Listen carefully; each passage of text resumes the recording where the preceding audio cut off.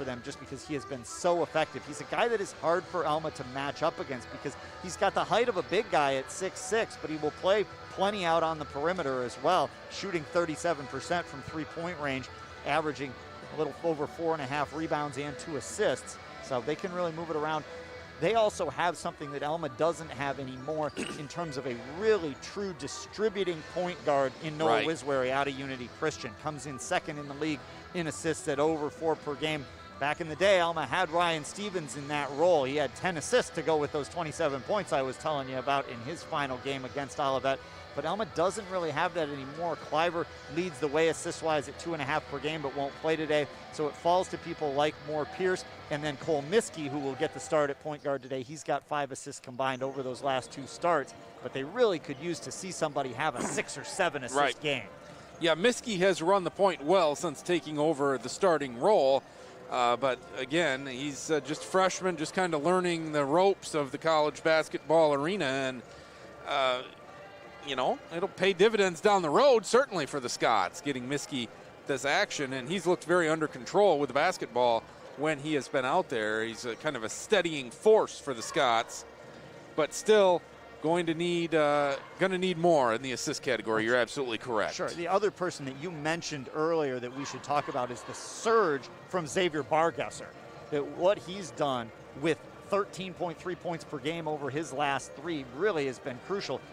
Gave the Scots a legitimate chance to beat Kalamazoo with the way he played, coming off 10 against Adrian on Wednesday. But after kind of a quiet stretch where he missed 3 games, comes back with back-to-back 15-pointers and then 10. He had 11 against Olivet on the road last year. Scots will need another good showing from him tonight.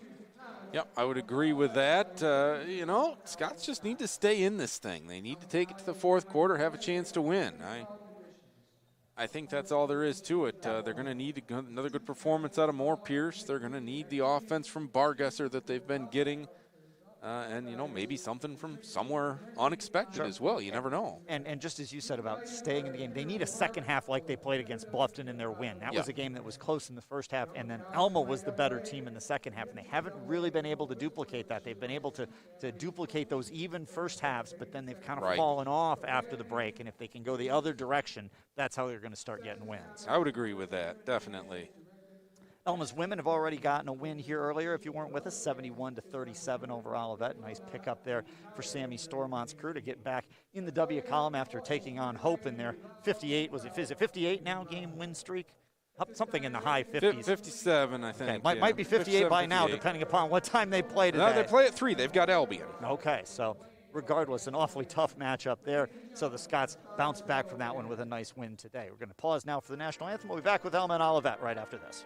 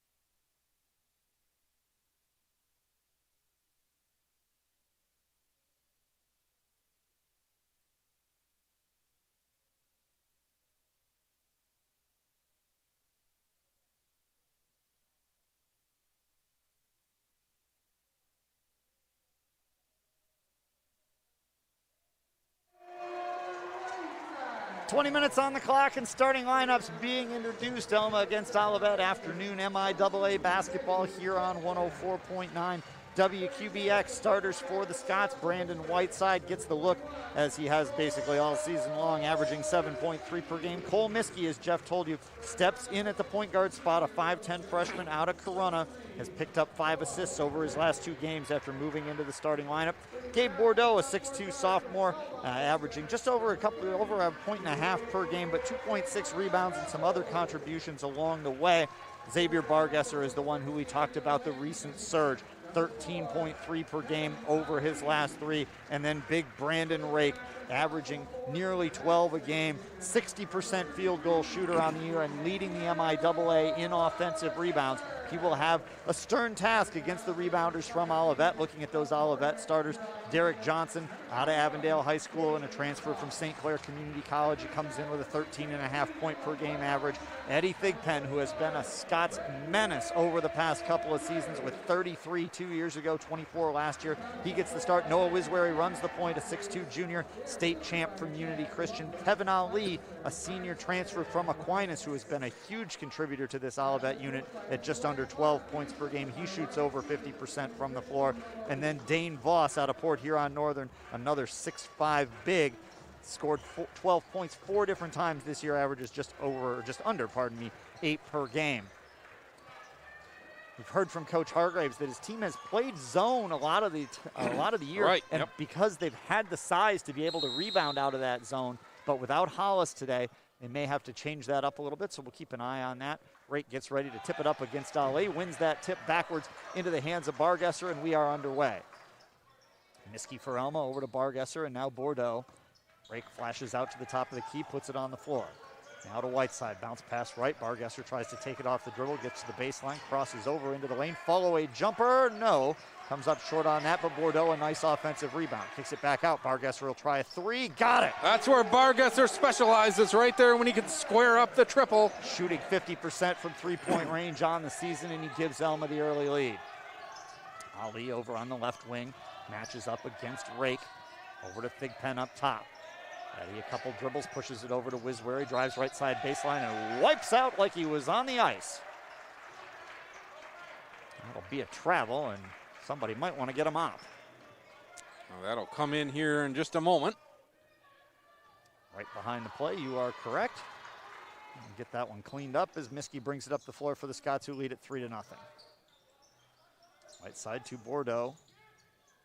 Now Bargesser lobs it inside to Rake, 1-1, just muscling his way against Ali, and Thigpen reaches over and grabs the elbow, gets called for the foul. Well, if the Scots could get Thigpen into foul trouble, they'd be in pretty good shape here. I'm going to be interested to watch this game goes along. I feel Bargesser is close to taking the turn of becoming a star for the Scots. Well, certainly there's no lack of basketball talent in his family. Younger sister Lexus, a signee of Indiana University, unfortunately missing most of her senior season with a knee injury. Yeah, she was in the house last weekend for the ball game.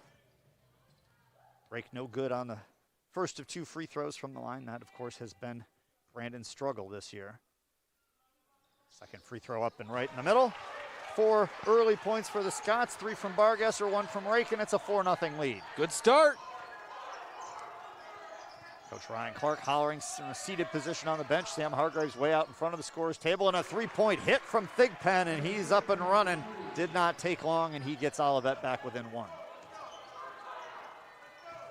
Miskey brings it up, drops it to Bargesser, now to Whiteside. Dribbles towards the top of the key. Bordeaux scoops to Miskey. Foul line bounce pass into the right wing. 3-point look, Bargesser. He's got his second one. He doesn't need a lot of room because he's got very long arms. And now the ball gets away from Thigpen. They're going to say the Scots and Bordeaux got a piece of that. Scots bench still applauds, though. I think they thought that was going to be Alma basketball off of Thigpen. Derek Johnson, who was a game-time decision whether he was going to get the start, inbounds. Thigpen now into the corner to Wiswary.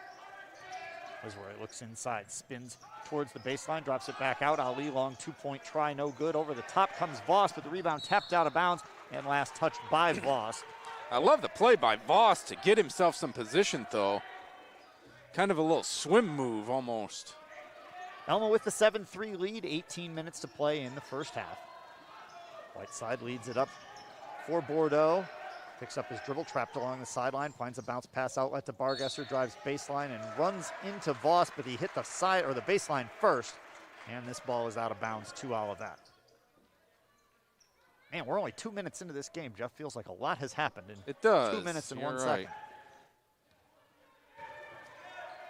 second. 7-3 Alma. Thigpen, the Saginaw product, brings it up. Started his college career at Mott Community College.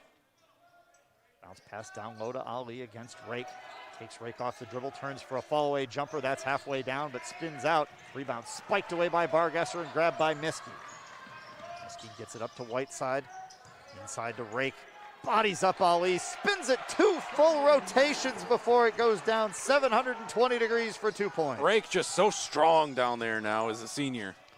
Yeah, he clearly is the strongest one down there in the paint, despite the gaudy rebounding numbers that Olivet has.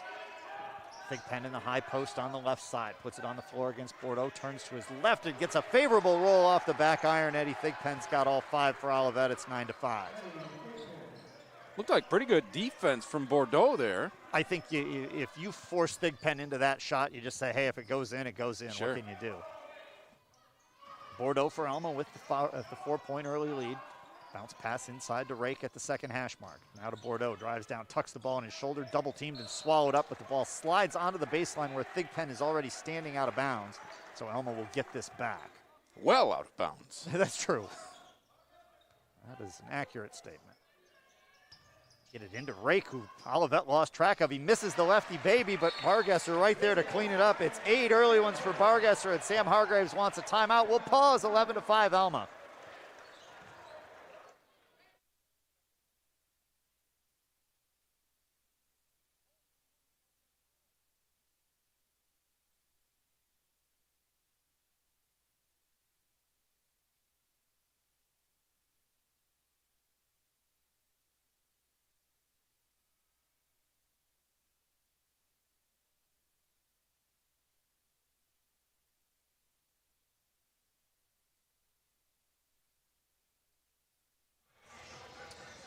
Xavier Bargesser with 8 early points, speeding Alma out to an 11-5 early lead here against Olivet. 16:41 to play in the first half from the Art Smith Arena at Alma College.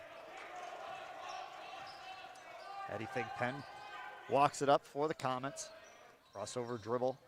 So far, Bordeaux has pretty well kept Thigpen blanketed, despite the fact that he's got the 5 early points he's had to work for him. 3-point try Johnson from the top of the key, short off the front of the rim. Rebound Whiteside, back come the Scots. Whiteside crossover dribble, gets open for 3, and he knocks it down. Alma with some long-range connections here, their 3rd triple and a 14-5 lead. Here's where he bounces it inside to Voss. Backs down Bargesser. Bargesser right with a hand in his face, and Dane Voss, the beautiful little baby hook with the right hand. Very strong down in the paint from Dane Voss. 14-7, Alma by 7. Whiteside to Miskey, quickly gets it inside to Rake. Briefly had a one-on-one matchup, but then the top of the zone collapses down. Rake tries to call timeout as he falls to the floor. And what is the call here? They go jump ball to Olivet with the arrow? Okay.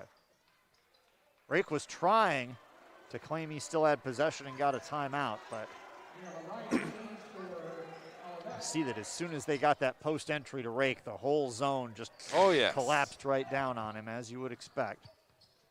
That's a case where Brandon's got to get that back up top real quickly. Ryan Robinette out of Escanaba into the action, along with Jamison Pavelka for Olivet. This is Pavelka at the foul line, right side to Robinette, who had a huge game off the bench against Alma with 22 last year. Bounce pass on the backdoor cut, and a foul call as Dylan Hignite gets to the rack. And he's going to shoot a couple. Hignite at 6'8", played football for Holly in high school as well. That was probably successful. I would imagine. Foul is on Bordeaux. No good at the line on the first try for Hignite. Alma goes to Jack Poling, gives Bargesser a breather. Isaiah Williamson in there as well. Also see Alex King out of West Catholic. Second free throw is good. Split pair makes it 14-8. Alma still up 6. Casey Constant also has checked in for Alma. I'll swing it around the perimeter through Poling now to Constant. Constant thought about just triggering a three, leaves it for Williamson.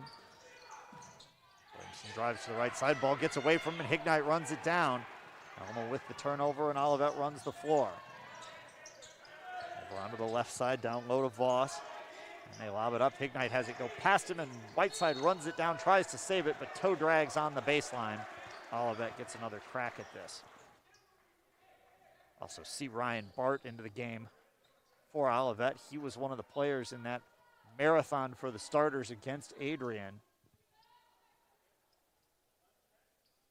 Had 22 in that one, 13 against Capital. Hasn't scored more than 3 in any other game, but really stepped up when Olivet effectively started running out of players right around the end of December, beginning of January. Hignite spin move high off the window and good. And Olivet closes down within 4.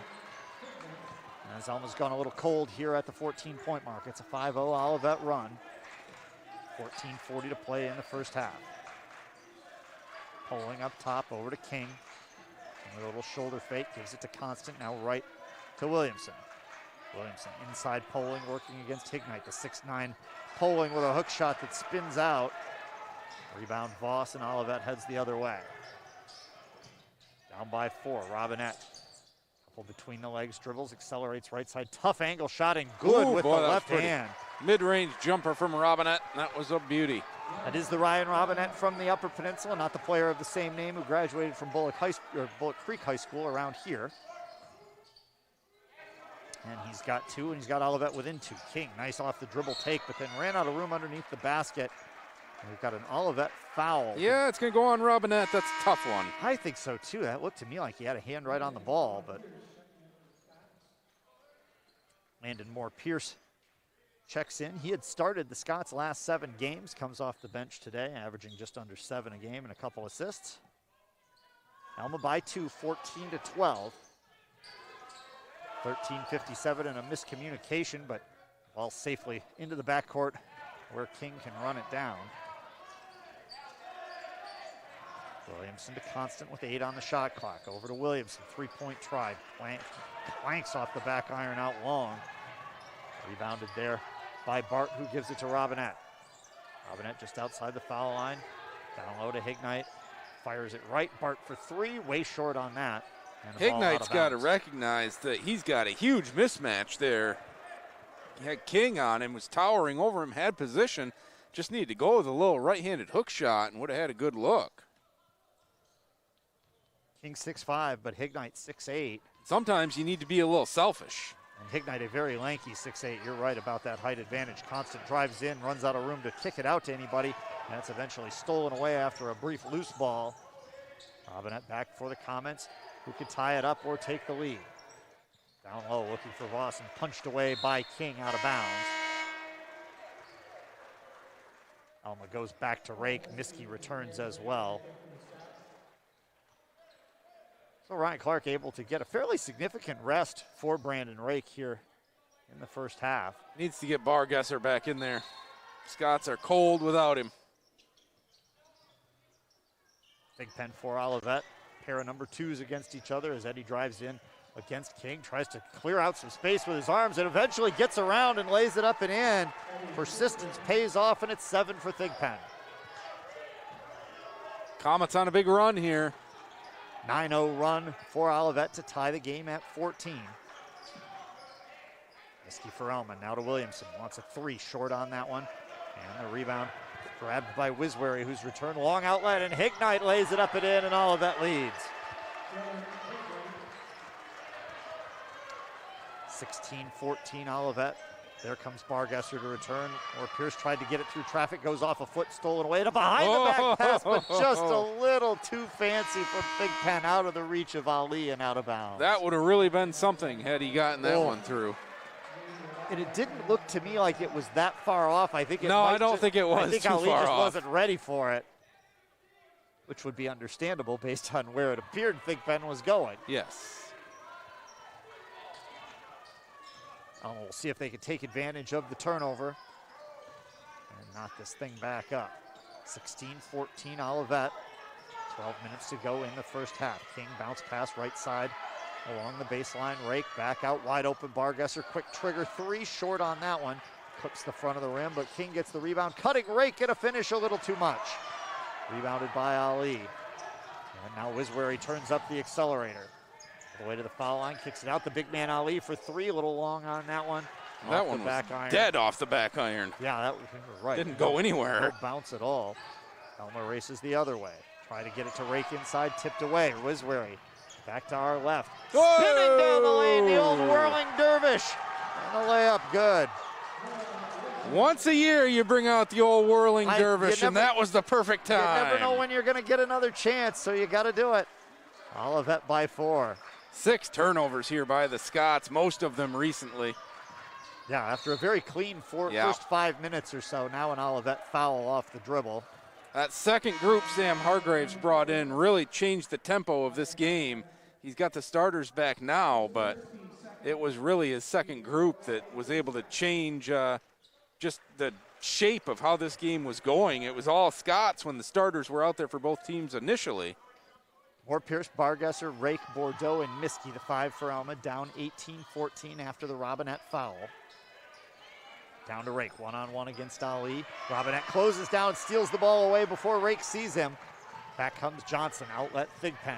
Tries to get past Bordeaux off the dribble, a sort of half lob, half shot. I think it was an alley-oop lob, but the second one that didn't come off in a row for him. Didn't work. Alma comes away. Miskey drives all the way to the baseline and has to throw it back halfway to half court to find Bordeaux.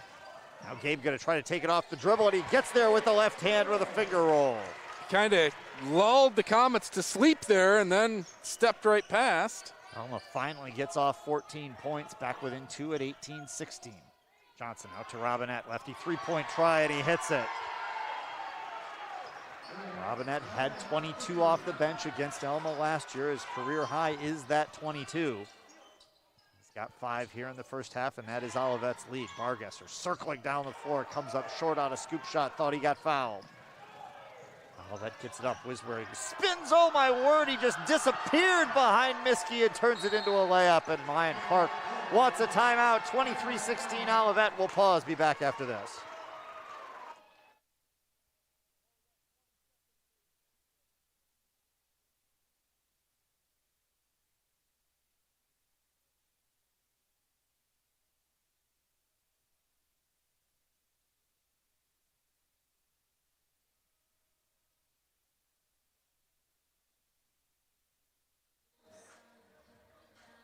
Olivet in the midst of an 18-2 run in the first half, putting themselves up by 7 after trailing by 9 early. My opinion would be that the Scots waited quite a bit too long to take the timeout there. I think they let it go a little bit too much, but we'll see what they come up with out of the timeout. Yeah, I think the thinking was, okay, we're going to put the starters back in and see if that rights the ship, but then Olivet kept the energy level up, crossing the 10-minute mark of the first half with Olivet up by 7. Brandon Rake to Nate Diamond, who's in for the first time, feeds it right. Bargesser, a little communication error. Well, not really communication, but Bargesser, I think, second-guessed himself on a jab step to the right, went back to the left, collided with Wiswery, and Wiswery, wrong place, wrong time, ends up with a foul out of it. And an injury as well. He's going to go right behind the curtain quickly here. You're right. Try to walk that one off over in the corner. Bart back in there. Or Pierce through Bordeaux to Diamond, and they get it down low to Rake. Rake, one dribble, blocked by Ali. Oh my, don't see that happen to Brandon Rake very often. I love that long outlet, and it hits Rake right in the back. Sends Diamond off the other way, 3-on-4. Diamond tries to get in off balance, and a blocking foul call. Bart frustrated about that one. That was a good job in transition by Rake because he wasn't back, but he knew the pass was coming, so he just made his body as big as possible, put the arms out. It ended up hitting him right between the 4s on his jersey, but it worked out well for him. He was like the windmill at the putt-putt. He was. Diamond at the line, converts, and that is noteworthy, Jeff, because that is Nate Diamond's first free throw attempt of the season. That's something Craig and I have talked about a little bit is the Scots don't get to the line enough as a team, especially the Scots guards. Rake gets to the line all the time, but the Scots guards have struggled to get to the foul line, and it's just they're not taking it aggressively enough to the basket. Diamond, who started last season with a lengthy streak of makes from the foul line, makes both very easily, makes it 23-18. Olivet ball up 5, 9:18 to play in the first half. Big Pen, one step to the right, three-point try, dead bounce off the left side of the rim. Into the hands of Bargesser. And Bargesser brings it back for Alma. Moore Pierce, quick pass down inside. Rake tries to get it up, good defense by Ali, and then Rake comes over the back and gets called for a foul. A little overly exuberant from Rake there, that's his first. Now he's frustrated because he thinks he's getting hit on the wrist on these attempts. And he may well be. Not getting a lot of sympathy from his head coach over there, though. I believe Coach Clark said just go through it. Approaching the 9-minute mark of the first half. Alma down by 5, Olivet with the basketball. Pavelka on his pivot foot against Bordeaux, dribbles to his right, elevates at the elbow, shot comes up short. Long rebound right out to Pavelka, he kicks it over, Robinette misses a three, and Moore Pierce gets the rebound. Scott's all pointing at the ceiling, trying to call out a play. Moore Pierce drives to the right side baseline and then just kind of circles around like on a joyride here. Back out, now bounces it inside to Rake. Rake cross court, Bargesser looks at the rim, takes a couple of dribbles, slides left, shot waved off. It's going to be a foul on Olivet on the floor, but that'll cost Bargesser a nice bucket. That it will. Xavier had made a nice move in there. Tough shot, Robinette, especially once you're getting shoved. Wiswery back in there. It's Robinette's second, so not surprising that Wiswery would return. Wiswery returned from behind the black curtain. He's shaken off the injury. It had the look of one that you just kind of had to walk it off. Diamond to Rake. Alma down by 5. A handoff to Moore Pearson. A nice jumper from 17 feet. That's where he got heated up from last Saturday. Long lead pass ahead, and then Bart tries to hand it off to Hignite and hands it right into the midsection of Rake, then commits the foul. It's a good job by Brandon Rake to just kind of grab the ball. He wasn't going to let Bart get back at it. Two on Bart. Yep. A little bit of foul trouble now for the Comets. Pair for both Ryans, Bart and Robinette, with 2 fouls. Still 8 minutes to play here in the first half. 5 Olivet team fouls. And Moore Pierce from Flushing brings it across the timeline. Goes behind his back to Bargesser. Bargesser from inside the three-point line comes up short on that one. Rebounded. Oh, Rake hits the ground hard as he tries to outlet it. Cannot get it to Diamond. Rake pops right back up. Little grimace there. Well, it probably hurt. I mean, might have hurt the floor just as much. Sounded like it may have hurt the floor. And the mop is ready. Wiswery for Olivet. Drops it off to Pavelka. Now Hignite one-on-one against Rake with a quick kick out. Wiswery off the dribble, gets by Diamond, but as he tries to hand it off, it's stolen by King. Bargesser looks up the floor. Alma down by 3, 7:25 to play in the half. Diamond, nice little no-look entry and a hook underneath, and push-ups coming from Pavelka after being called for the foul. 6 turnovers now for the Comets in this first half. Is that what you do to try to keep yourself in the game? If it you is. Call That's for exactly Coach, what you do. I'll do the push-ups right here. I'll stay. Look at those rebounding numbers you talked about early in the game. Scott's out rebounding Olivet so far, 10-9. Olivet on the season averaging over 40 rebounds per game. Scott's fine at 34.5, but Olivet's numbers are huge. Everybody chatting at the scorers table, I think. 1-1. A miscount. That's the 7th team foul. The live scoring had it as the 7th team foul, and the scoreboard was just wrong there. My stats agree. My always accurate manual stats. It's interesting because Rake had gone to the line. I wondered if he knew something we didn't. First free throw off to the right and a whistle. Lane violation. Rake's going to get another crack at this one as Wiswery was early.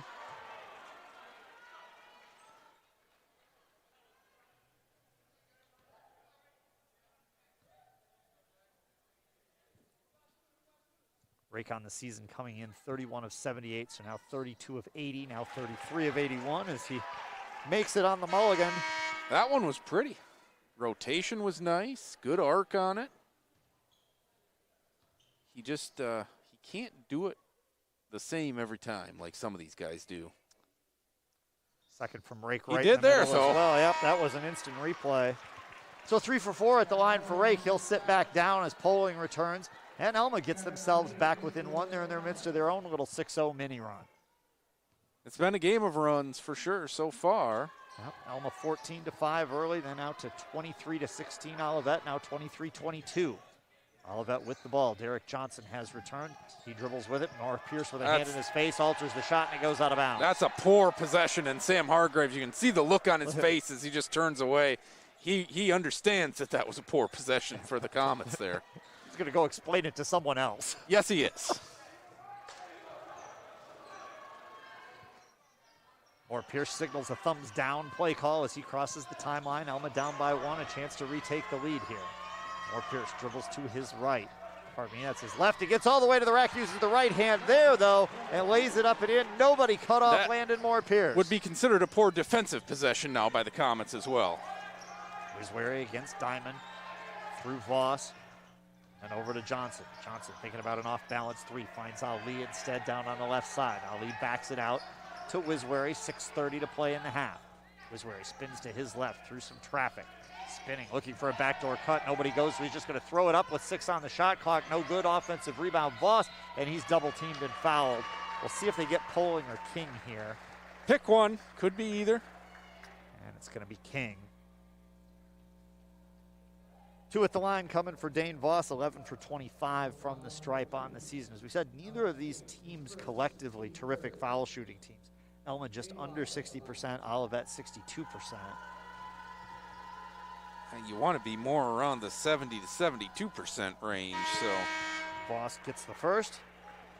And also, you kind of hit on this earlier, volume an issue. You look at Olivet's loss to Trine earlier this week. They only went 3 for 5 from the line. Got to be there more than that. And a 7-point loss. Deep knee bend, and the thumb native misses long on the second try. We're all square at 24 apiece. 6:15 left in the first half. Casey Constant runs the point with the legging on that right leg. Poling from the elbow, bounces it to Bargesser, who was hot early, is quieted a bit, drives in, shot off to the left, poked by King to try to keep it alive, but it goes right to Wisbury for a quick outlet. Pavelka was looking for a giant lefty windmill layup, and there was a big Jack Poling in the way. Pavelka will have to do it at the line. Yeah, Jack blocked the shot first, but then the bodies collided afterwards. But no, Poling was not going to allow for that move, that's for sure. Pavelka, I think, had visions of big things the way that ball was in his left hand. Pavelka from Cedar Springs High School comes to Olivet by way of Spring Arbor and Grace Christian. And gets the first foul shot. Has a couple of 9-point games along the way. Missed 7 games in the middle of the season.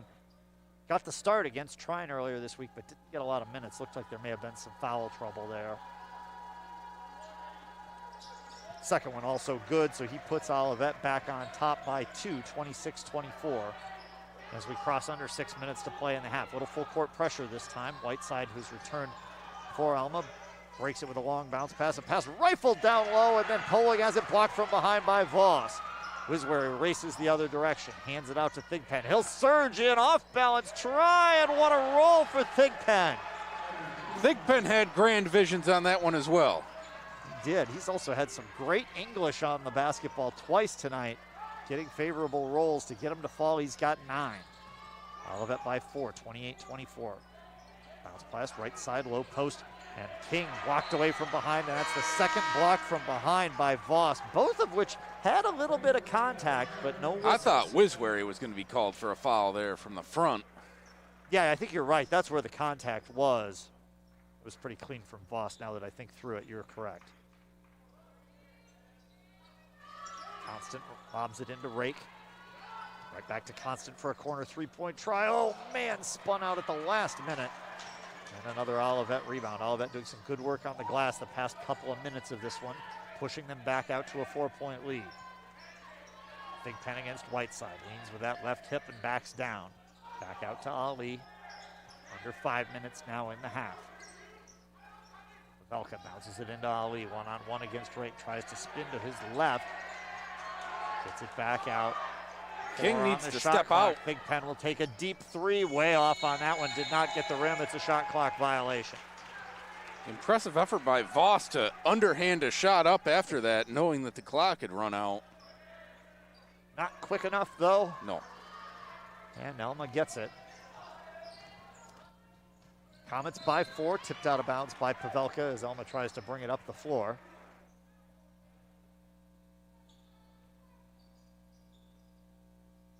King now looking to get it in, finds Constant.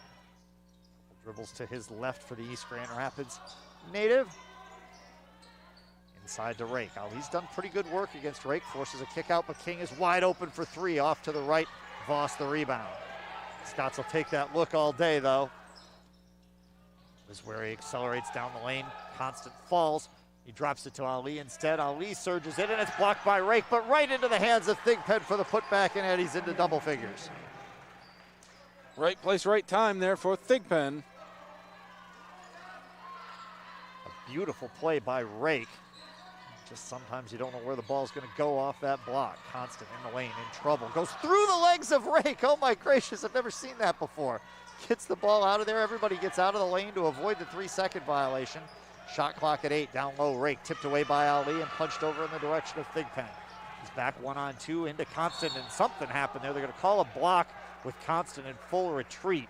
Had to be either that or a travel. Not a shooting foul situation yet. Oh, are they going to call this a shooting foul? They're going to say that Thigpen was in the act of shooting? I guess so. Okay. Tough one. That ball was just kind of flailing, a little hard to tell what anybody was doing. Thigpen unable to connect on the first. Here comes Bargesser back in. Remember, Bargesser had an early 8 for Alma. Olivet has neutralized him since. Sort of a slow motion series of substitutions, a cat and mouse game going here. More Pierce now for Alma after Hignite came in for Olivet. Now Thigpen gets the second free throw. That one's good.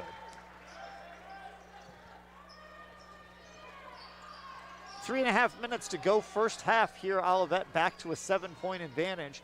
Alma neutralized one of these a few moments ago, briefly took the lead. And now Olivet has surged ahead again. Right side of the foul line, leaves it to Moore Pierce. Dribbles around Thigpen, then kicks it over. Williamson baseline jumper, got it. A little shooter's touch on that one. Spun around the rim, found its way down, 31-26. Robinette or Olivet speeds past Moore Pierce. Well, not really. Moore Pierce really did a nice job to stay right with him. Olivet against, or Thigpen against Bargesser. 2 big steps down the lane, goes to the left hand, a little out of control that time, but the rebound kept alive. Olivet gets another crack at this. Pavelka, 3-point look, no good. Rake the rebound for Alma. So Alma down 5 with a chance to cut this down once again. It's only Rake's second rebound. Or Pierce tries to roll it to Rake, and Rake had it in reverse, trying to back down Hignite. The ball went out in front of him, and Rake could not change directions quickly enough. It goes out of bounds. Yeah, I think he was just trying to back down to get himself into position to receive the pass, and the pass came a bit earlier than what he expected there. Thigpen the lefty for Olivet to Voss. That leads by 5. Now Robinette along the baseline. Spins, gets behind Moore Pierce, but nowhere to go under the basket, so he just lobs it underhand back out to the top of the key where Thigpen gets there. Thigpen against Bordeaux, right up in his face. Moore Pierce defensively. Shot clock down to 3. Pavelka spinner along the baseline. Oh, that's a killer for the Scots. A tough shot, and Pavelka makes it. You can't do a lot more defensively there. Nope. Nope, that's a cap tipper, as you like to say. Whiteside for 3 for Alma. Good, and that's a big one. Where'd the Comet defense go on that? Whiteside wide open. Whiteside with 6 on a pair of triples. And Alma back within 4. Robinette drives right side, goes to the left hand around Bargesser. Shot no good. Bargesser tiptoeing along the baseline, and somehow the loose ball comes to Hignite, and the tall man gets a layup out of it. Then a whistle with the carnage of bodies and untangle everybody. But the bucket good for Dylan Hignite. He's got 7 in the first half. That Jeff, is a career high. Really? Only had scored 4 a couple of times. He's got 7 quick ones here.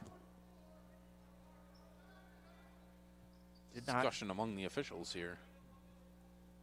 Yeah, Hignite did not play early in the season, had played in 5 games straight, then missed the Trine game earlier this week.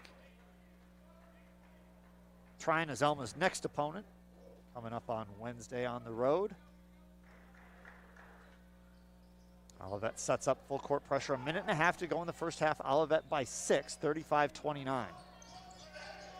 Moore Pierce throws over the top of the press to Bargesser, drags the toe back to 3-point range, comes up short on the shot. Pavelka gets the rebound. Up ahead, tipped away by Moore Pierce. No, not tipped. Oh, yes, they overruled. Ball go in and out of bounds. Moore Pierce briefly sold the officials that he didn't even touch it, which would have been impressive. The official with a big smile after he pointed the wrong direction. The sheepish grin. That's right. Possession continues for Olivet. 20 on the shot clock with 1:09 to play in the half. Robinette against Moore Pierce. Double clutch down low. Leans forward. Shot too strong. Rake over the top. Knocks the rebound out of bounds, but Olivet gets a fresh crack at this. Rake cannot get a rebound here tonight. Or this afternoon. They're just off his hands and out of bounds, or off his hands right into the lap of an Olivet player. Not a lot of luck going his way. Now for somebody who averages 7.5 a game, Pavelka off balance try. About the same shot he made at the end of the shot clock. This one no good. Whiteside the rebound. Squares for 3 in transition. Comes up long. And another rebound knocked out of Rake's hands, this time by Pavelka. Wiswary spinning past Whiteside. Nice move there, but then nobody comes to help. Off to Robinette. 43 seconds to go in the half. Robinette off balance. 2-point look. That's in and out. Rebound poked out. Try from a long 2. That's Voss, and he's got it. 5 for Dane Voss, and an 8-point Olivet lead, their biggest of the afternoon. 2-second differential between the clock and the shot clock. 23 left in the half. Whiteside drives in, bounces it over to Bordeaux. Bordeaux out top to Moore Pierce. Whiteside clapping for it. Moore Pierce drags the toe as he pulls it back. Now inside to Rake against Hignite. Backs it down. A little bit of an elbow there. Moving and traveling, definitely. I think Olivet is a little bit causing some frustration for Rake. And they are, big time. They've been physical with him. Yeah, they have not wilted despite Rake's bigger size. 9 seconds left in the half. Thigpen's working on his shoes and realizes he better go. 5 seconds as he crosses the timeline. Runs into Bordeaux and an offensive foul. That's a good call. Thigpen's second, trying to clear out Bordeaux. And now Alma will have 3 seconds to try to put points on the board here at the end of the half. And is Ryan Clark going to call a timeout? He is. Full timeout as well. Right. Well, are you queued up to catch up on a break? Yeah, sure. All right, we'll do that. Full timeout here, Olivet by 8. Final seconds of the half when we return.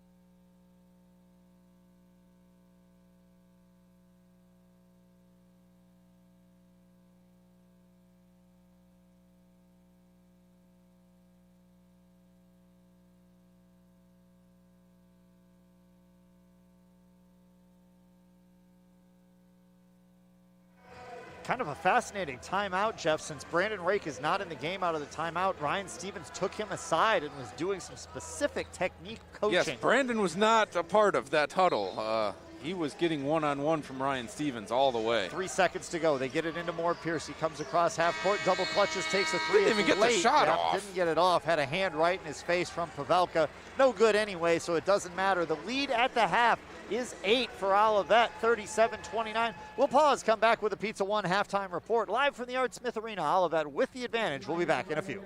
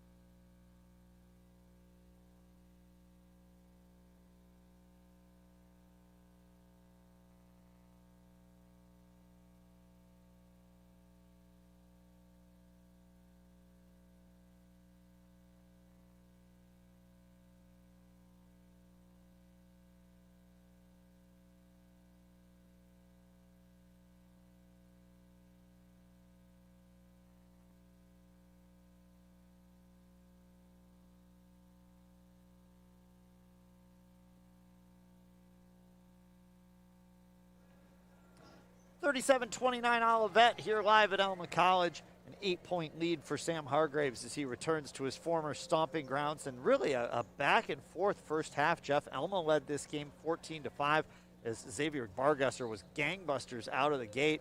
Olivet neutralized that, eventually took a 23-16 lead. Alma comes back, takes the lead back at 24-23, and then Olivet really controlled the last 4 minutes or so of the half as they get back to an 8-point advantage at the break.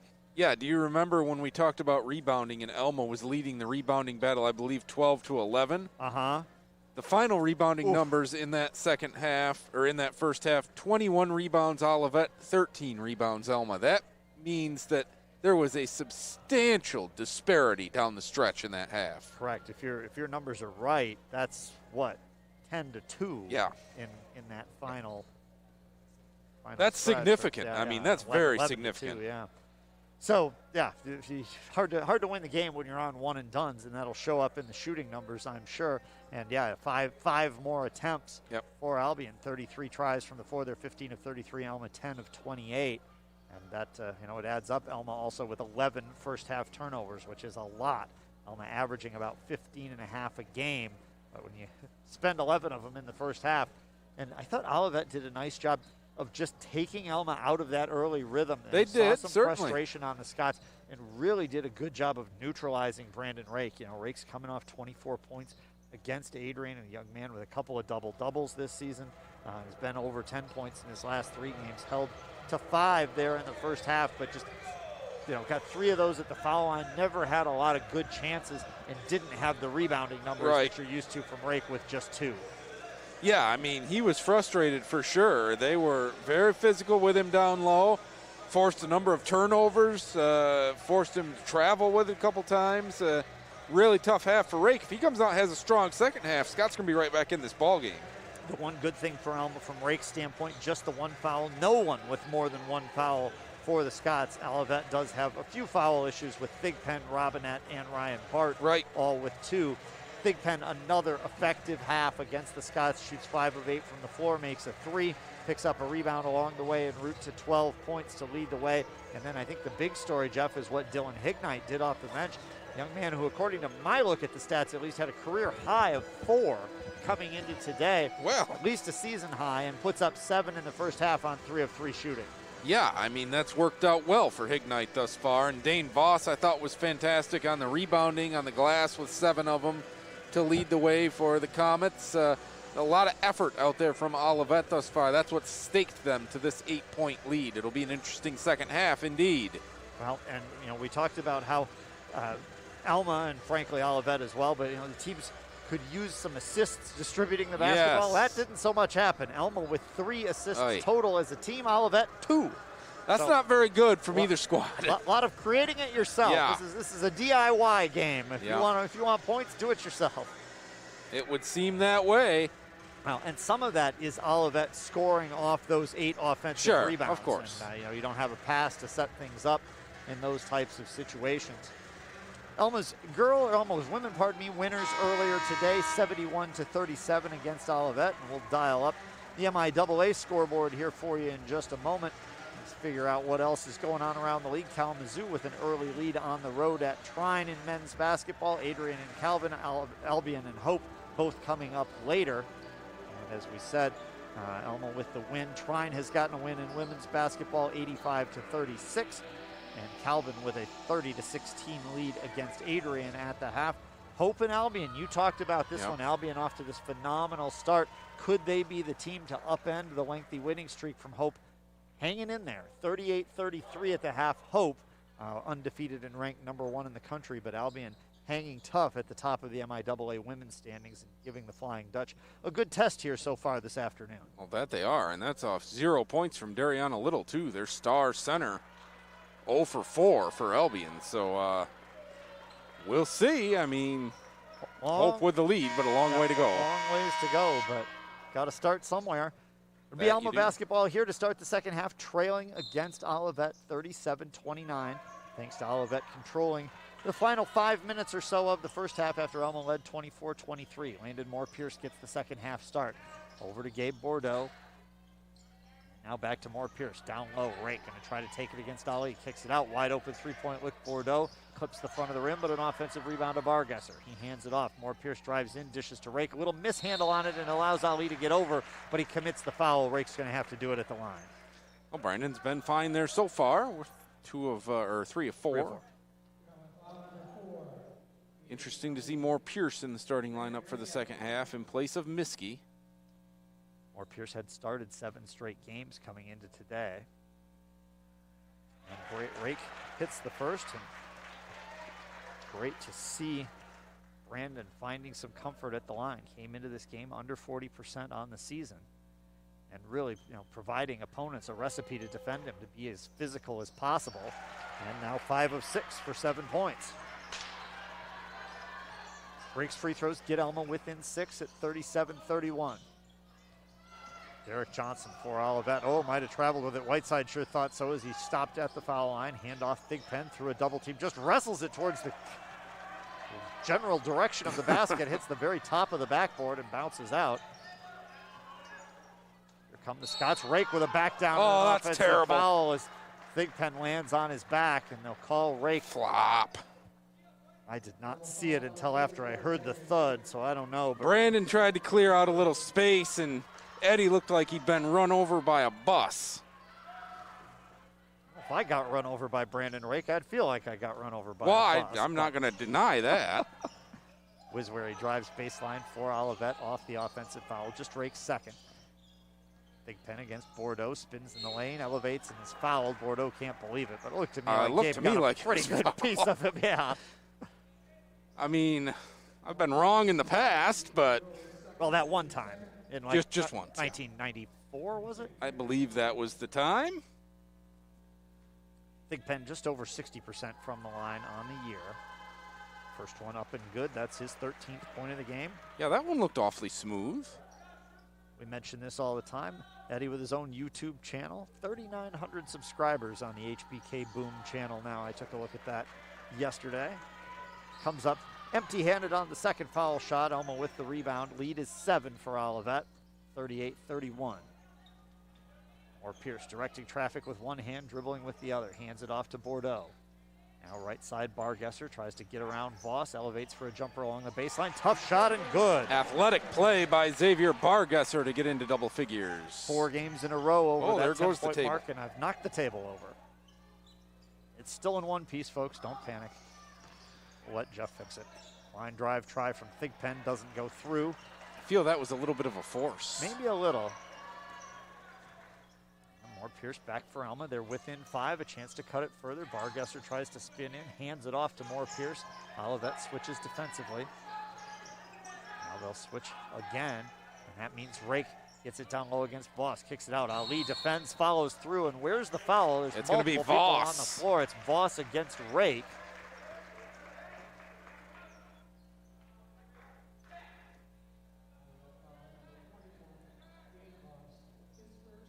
First on Voss, second team foul of the second half. There we go. Making some technical repairs here during the stoppage. Mainly putting the table legs back up. I was going to say, I don't think the table's technical, but it's back together now. Driving Bargesser, the ball tipped out of bounds. This table we've got here is original to Alma College. It's the founding table. 1886? Yep. Maybe not that long Possibly ago. Not. Whiteside for the Scots from the elbow. Hands off to Moore Pierce for a jumper at the elbow. That kicks out long. Voss gets the rebound. Outlet to Thigpen. Speeds around. Bargesser just elevates for the rainbow. Nice shot there. 15 for Thigpen. Super athletic. Moore Pierce, 2 big steps in. Rifles it out wide open. Look for Bargesser. Squares, fires, misses short, but an offensive rebound. Moore Pierce. That is the most casual rebound I've ever seen. That was phenomenal. I was just going to say the same thing. Just walking by and oopsie-doo, here's the ball. I'll take it. Then took it to the hole strong, drew a foul. He'll shoot a pair. That foul is on Thigpen, his 3rd. Oh, there's a developing story with 17-24 still to go in the ball game. He's going to have to come out now. Looks like they will take Thigpen to the bench and bring Robinette in after Moore Pierce's first foul shot, which is no good. Got to hit those. Moore Pierce, a very sure-handed foul shooter on the season, 83%. Yeah. Though frankly, nobody from Alma other than Cliver, Whiteside, and Rake have a lot of attempts coming into today, Jeff. Nobody else with more than 15 foul shots on the season. Second one no good either. And the Olivet lead stays at 7. 17-15 to play in the second half. But Eddie Thigpen now on the bench with 3 fouls. Alma pokes a pass away. Bordeaux had fingertips on that one looking for Voss. It goes out of bounds along the baseline.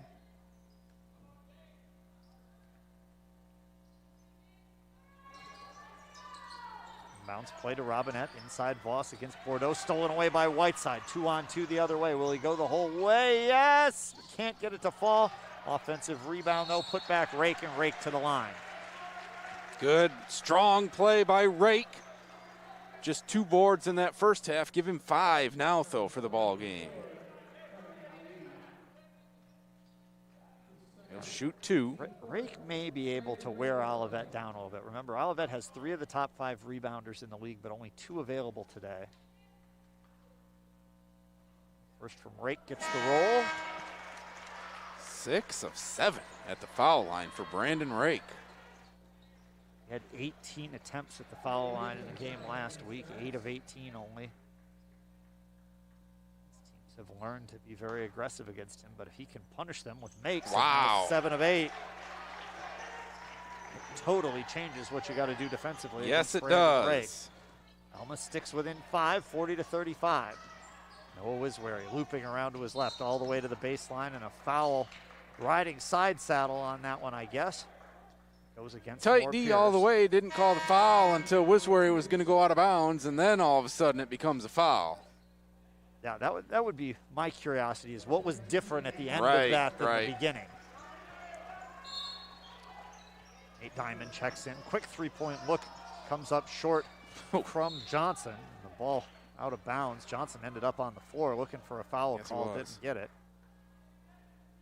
Diamond ended up kind of spiking it out of bounds almost. Last touched by Diamond right over in the direction of Sam Hargrave's girls, who have made the trip up today. Inbounds pass to Tevin Ali. Bounce down onto the right baseline. Robinette against Whiteside, dribbling towards the lane, spins to his left. Lefty hook, no good. Weak side rebound goes to Williamson from Alma. Cross-court pass gets tipped by Pavelka, but Alma keeps it under control. 40-35 is the lead for Olivet. Baseline pass to Moore. Pierce goes to the right hand and lays it in. Cleared out a little space with the right shoulder. Turned it into a layup. Alma's within 3. Yeah, that was a strong move by Moore Pearson. He's had a few things to say about it since then. He's got a big smile on his face right now. You're right. Off the dribble, 3-point look from Johnson. That won't go. And over the back comes Williamson, called for a foul, trying to get around Ali. Little nonchalant shake of the head to say, that's okay. Moore Pierce forced Johnson into that shot with the talking, I believe. Thigpen back. Johnson sets. I go right at Thigpen, and you know who steps right up is Bordeaux the second that Thigpen comes back in the game to provide defense on Eddie. You've definitely seen a lot of cat and mouse substitutions today. Of course, these are 2 coaches that know each other awfully well, as Ryan Clark was Sam Hargrave's assistant for 6 years prior to becoming the Alma women's coach for 1 season. Whiteside nearly with a steal against Thigpen, who rifles a sidearm pass. Great job by Pavelka to keep that in bounds. 40-37 Olivet, 15:52 to play. Fall away jumper comes up short. Rebounded by Whiteside, and Alma heads the other direction. Whiteside between the legs, through Diamond over to Bordeaux, right in front of the Alma bench. Looking under the basket, lobs it down low to Rake, kicks it right back out. Wide open look for Williamson, and he fills it up with a 3. Tie game. 5 for Isaiah Williamson, and Alma's knotted it up in this game of runs. Wiswary spinning for Olivet, backdoor cut, knocked away by Whiteside. Ball comes loose. Out to Thigpen, and a timeout called by Robinette. Olivet wants to talk about it as Alma's on the move. 40-40, 15:18 to go.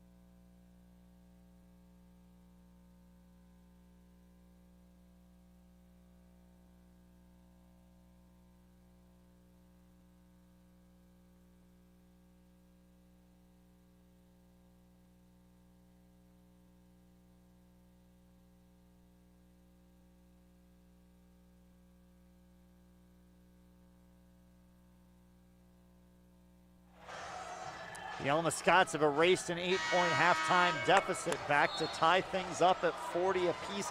And just everything flowing so much better for Alma here in this second half than it was at the end of the first half. So far, so good. It's been a completely different rotation of players. A much shorter bench so far for Ryan Clark in this second half, no doubt. And just have to keep up the pace, keep up the hard work. Rake crashing that glass here early in the second half. And Rake 4 for 4 from the line in the second half. Very important. A huge collision as Thigpen drives in and collides with Whiteside. Don't think that Thigpen saw Whiteside there because he took that hard, fell backwards. It's all right. You've got to be physical. Olivet out physical the Scots in the first half. Right. No, I don't think that's anything against Whiteside. I think it's just a situation where Thigpen didn't see him and it made a collision much more intense than it otherwise would have been. Normally, Eddie would have been braced for that. He drives along the baseline as play goes on, elevates, tries to get it out and throws it away. He's getting frustrated. Bordeaux is really providing some strong defense on him. Bordeaux is an unsung hero for Alma today. Yes. Only 2 points, but they've called on him for a lot of minutes in tough spots. Couple of rebounds along the way. Bordeaux along, pass ahead. Williamson pump fakes a three, drives baseline, bounces it through traffic. Rake tries to finish. He's going to have to do it at the line once again. It's going to be on Ali. Yep.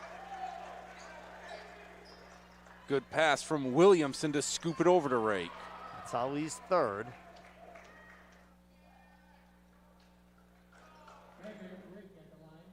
It's going to get Hignite up off the bench. Ignite, of course, 7 for a career high in the first half. Rake to the stripe. This one ends his streak of makes.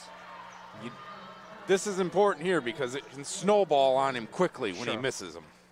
That's where his problem comes in. But still, 7 of 9 so far this afternoon. 9-point effort overall on the day. Make it 8 of 10. There's more rotation on those shots than there has been in the past. Looks like it's coming out of his hands very cleanly. Alma in the lead, 41-40, first time of the second half. Noah Wiswery threw a screen, Diamond staying with him, hands it off, Hignite from the lane. That's his first miss from the floor. Rebound goes over Rake's fingertips, but is grabbed by Whiteside, who speeds up. He's 3 on 4, so he'll wait. Off to Williamson, and now a handoff to Diamond. Rake flashes up top. Big man going to put it on the floor himself for a couple. It sets up Whiteside for a 3. Front of the rim, doesn't get the roll. And Thigpen grabs the rebound for Olivet, his second of the game. Squares for 3 on the other direction. And line drives it a little bit into a miss. Back comes Alma with a 1-point lead. So many matchups between these teams have been close in the last couple of years, and Thigpen now with a steal. Looked like he had Stickum on his hand that time as he picked off the baseline pass. A little Odell Beckham on that one. Thigpen again tries to do it all. 2 forces in a row. Has the shot blocked. 2-on-1. Great pass across from Whiteside and a flying block from Pavelka. Alma wants a goaltend, and that was close. Wiswery speeds the other direction. He's a little too quick and misses. Everybody rushing up and down the floor. 3-on-3 for Alma. Now 4-on-3 if Williamson hurries all the way in, and he dropped the ball. Yes, he did. Did it clip Robinette on the way out? I don't think so. Alma's no, but Robinette got clipped elsewhere on the way through. We'll just leave it at that. He'll be all right in a little bit. Substitutions. Ryan's going to walk it off. He'll be okay. 41-40 Alma. Nothing changed on the scoreboard after that flurry. If you went to the concession stand or the bathroom right now, you'd say, well, wait a second. Yeah. It's the same. I didn't miss anything. That was crazy. Olivet with a couple possessions that lasted a total of maybe 10 seconds. The clear goaltend that wasn't called. Johnson with it. Hands to Hignite, right back to Johnson. Jumper from the free throw circle, got hit on the hip afterwards, and now Hignite over the back called for the foul against Rake. Thought for a moment they weren't going to call that. Sure, at least in his head, Brandon Rake is saying, there we go, about time. Yeah. Alex King, the Grand Rapids native, back in for Alma. They lead by 1, 41-40. They were down 37-29 at the half. With Thigpen on the bench for Olivet, the Scots get Bordeaux a breather as well. Thigpen back to the bench after a couple of impatient possessions. He does have 3 fouls. Sam Hargraves will give him a minute or two. Bargesser to Moore Pierce, working through traffic, drives in, tough shot over the top of Voss, rolls off the backside of the rim. Nobody looked for the rebound, and Hignite got it. Up to Johnson, quickly to Bart, who has to just tip it back to Johnson. Three-point look over Moore Pierce. Long rebound off to the right. Over to Pavelka. He'll put it on the dribble now. Jumper from Voss from 16 feet. That's Rake is just hooked by Hignite and knocked down to no call. Yeah, rebound went over the top of everybody. And no whistle, but Alma eventually gets there. Scots by 1. 12:30 to go. Scots looking for just their second win of the season after winning their opener against Bluffton. Driving in, Whiteside along the baseline. Scoops it out to Bargesser. Pump fake, driving down. Dishes it off to Moore Pierce. Moore Pierce spinning in the lane. Double clutch, goes back to his left, uses the angle, can't get it. Rake gets the rebound, grabs it, and then just tries to wrestle it away. I think we'll have a jump ball call here. Rake getting a little frustrated again, just going to have to walk away. It is a jump ball, possession arrow to Olivet. I think his frustration stems from Hignite not being called for a foul on that last Olivet offensive possession where Hignite just grabbed him and yanked him to the floor. Right. Ryan Clark chatting with the officials as they jog up the floor. Under 12 minutes to play. Alma by 1, 41-40. There's a long ways to go in this one. Dane Voss spins to his left, gets trapped behind the backboard under the defensive Whiteside, and then a foul on Voss after Rake grabs the rebound. Rake a little slow to get up after that hard fall. You got hit hard. Grimace on his face. I wonder if it landed awkwardly. And Ryan Clark says this is a 1-and-1, and he's right. Wow, that's early for a 1-and-1 situation. 11:48 to go in the half, and Rake will hobble his way down right to the free throw line. He's trying to walk this one off, looking a little bit better with every step. You want a physical basketball game, you've come to the right place. Foul is Voss's second. Deep sigh at the line from Rake, front end up and long. And Bargesser almost over the back of Thigpen, backs off wisely as Thigpen gets the rebound. Give and go. Now Eddie has a screen from Hignite. He'll use it to take a three. No good. Bounces away to the right. And Bargesser rebounds for Alma. We've been stuck on 41-40 for a little while now. Quite a while. Once Alma took that lead. Whiteside pumps to the right, dribbles left, nothing there. Now all the way around to the right through Moore Pierce inside. Rake drives in. Hignite blocks it. Rake gets it back. Scoop shot. Got it. Rake just stuck with that one. That's what Ryan Clark was saying earlier, just play through it, and Rake did just that. Puts his team up by 3, their biggest lead of the half. Inside, a little out of control, Johnson, but fouled. Yeah, and Rake was backpedaling is why he's called for the foul. It's Rake's third, so time to take note of that with 11:07 to go. We talked about 12 Scots games this year. Rake's fouled out 3 times and got to 4 fouls 3 other times. Ryan Stevens going to call Moore Pierce over for a little conference between point guards during the foul shots, as the first is good from Johnson. That's Derek Johnson's first point of the game, Jeff. He averages over 13. Sam Hargrave's going to go to somebody on his bench that hasn't been inserted into the ball game yet. It's going to be Chris Martin. Chris Martin, who I'm not sure he's been inserted into a ball game all year, according to the stats. I remember him. I saw him on the roster, and then I looked, and there were no stats. So it's either could be a statistical error through the computer system, or this is the first action of Chris Martin on the season. I have a feeling he's in there for some specific reason. Both foul shots are good. Could be, but he's just a very good basketball player. He had 10 points, 9 boards against Alma in one game last year and 12 in the other. He's one of Olivet's best players last year. I just don't know what the status of his availability has been. Wish I knew. Unfortunately, I don't. Foul line shot from Bargesser comes up short. The free throws from Johnson got Olivet back within 1. Now Thigpen down the lane for the lead. No, but a foul whistle came late. I don't like that call. I don't like that call at all. Moore Pierce. Everybody was just kind of matriculating on into the basket, and Thigpen, there wasn't you don't a foul like there. it. There wasn't a foul there. Thigpen good from the stripe, 16 points now on the game. 3 of 5 from the line.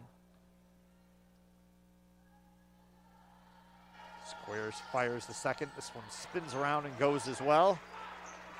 right on its season average now, and Olivet retakes the advantage at 44-43.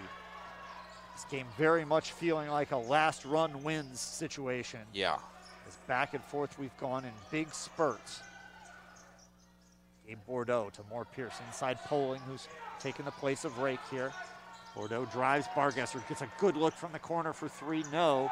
And then Whiteside cannot squeeze the rebound off his fingertips and out of bounds.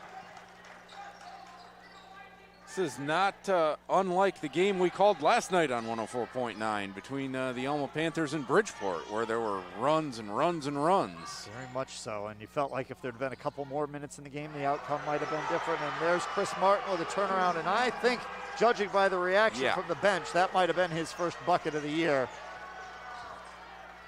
Martin out of Santa Cruz, California, puts Olivet up by 3. Cross court, Whiteside for the Scots. Drives underneath, reverse layup. Got it. Nice what a move play by Brandon Whiteside. He's got 8. Alma right back within 1. Thigpen for 3. Good. Oh, man, just stone dead standing there. It's a tough shot when you don't have any flow into it. But Thigpen knocks it down, and the lead is 4.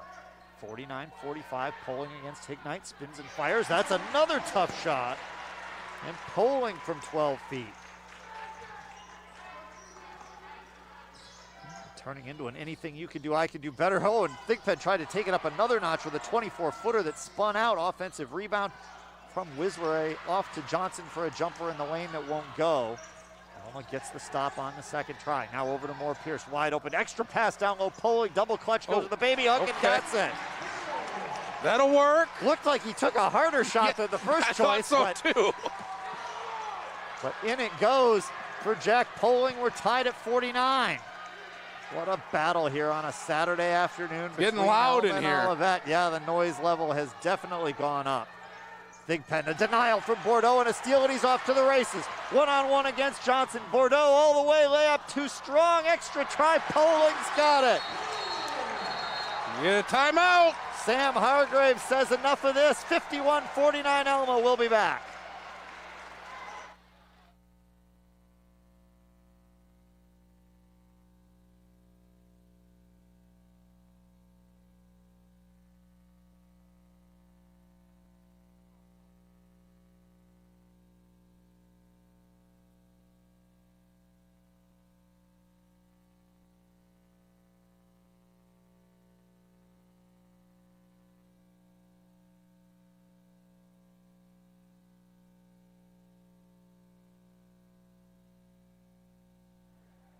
(51-49), Alma leads Olivet in a back and forth game. Olivet by 8 at the half. Alma took the lead 41-40. Olivet got back out to a 4-point advantage, and now Alma's scored the last 6. And a number of those, actually 6 of those, coming from Jack Poling. Yeah. 3 straight possessions for the big man out of Oregon. And, you know, the first shot was a 12-foot jumper that looked next to impossible. The second one, he drop-stepped, was wide open for an easy layup, and kind of faded back into a baby hook instead. And the third one was more conventional, just a putback for the big guy. Exactly, but, you know, if you could get 6 points right in a row with Rake on the bench, that is a huge luxury for the Scots. And that puts them in a position now to take this game into the final 10 minutes, looking for their second win of the year and first in conference play. Long ways to go, though, as there have been a number of runs already in this game, and I assume we haven't seen the last. Poling stays in there, along with Bargesser, Moore Pierce, Whiteside, and Bordeaux. It'll be Bart, Wiswere, Martin, along with Pavelka and Voss for Olivet. That means no Thigpen at the moment with 3 fouls. Trapped along the right side baseline is Pavelka. Inside to Martin, double team, kicks it back out. Pavelka for 3, short. Barely got that one to the rim. And rebounded by Bargesser, who then nearly runs over Moore Pierce after giving him the ball. But Landon gets through it with no real problem. Oh, but he throws it just out of the reach of Poling and out of bounds. I think that one was probably on Moore Pierce. Pass looked a little wide for Poling. I think probably. Rake comes back in. Robinette returns for Olivet. Wiswary runs the point. Bounce inside to Martin. Oh, might have traveled with that as he got going. Comes in, misses the layup off to the left. Thought he was fouled by Bordeaux. Whiteside the rebound for Alma. 8 minutes to play. Alma by 2. 51-49. Bounced inside Rake. That's a foul on Rake. Yeah, time. that's as obvious as it comes right there. That's 4. Voss on his back, and Rake clearly got the shoulder into Dane Voss that time. Yeah, there wasn't much question about that one. Yeah. And Ryan Clark's going to take Rake right back out. You have to. You don't have a choice. Go right back to Poling. Well, and just as we were saying, it's a lot easier to do that when you see what Jack Poling's doing in the second half. Yeah, no doubt.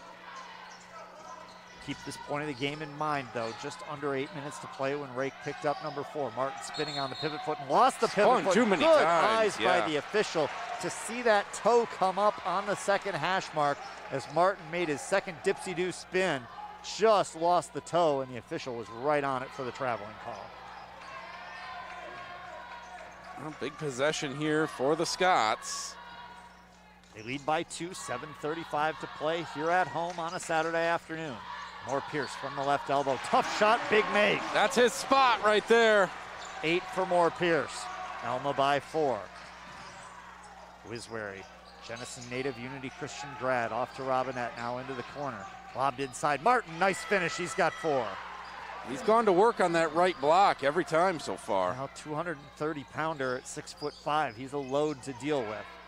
Poling will work against Martin. Kick it back out. Bargesser leans left, dribbles right, elevates, fires, and hits. 12 for Xavier Bargesser. Alma by 4 again.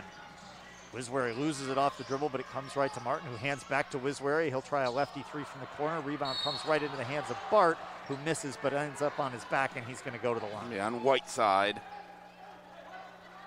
Whiteside kind of lost his balance going through trying to defend, I think. 2 on Whiteside. Both teams racking up fouls here in the second half. A double bonus for Olivet the rest of the way. 7 Olivet fouls means Alma's potentially looking at 2 more 1-and-1 situations. Bart connects from the line on the first. His first point of the game. We talked about it. He had the 2 back-to-back explosions. 13 against Capital, 22 against Adrian. 3 points or fewer in everything else. Sophomore out of Kenawai Hills, who's a sharpshooter in high school.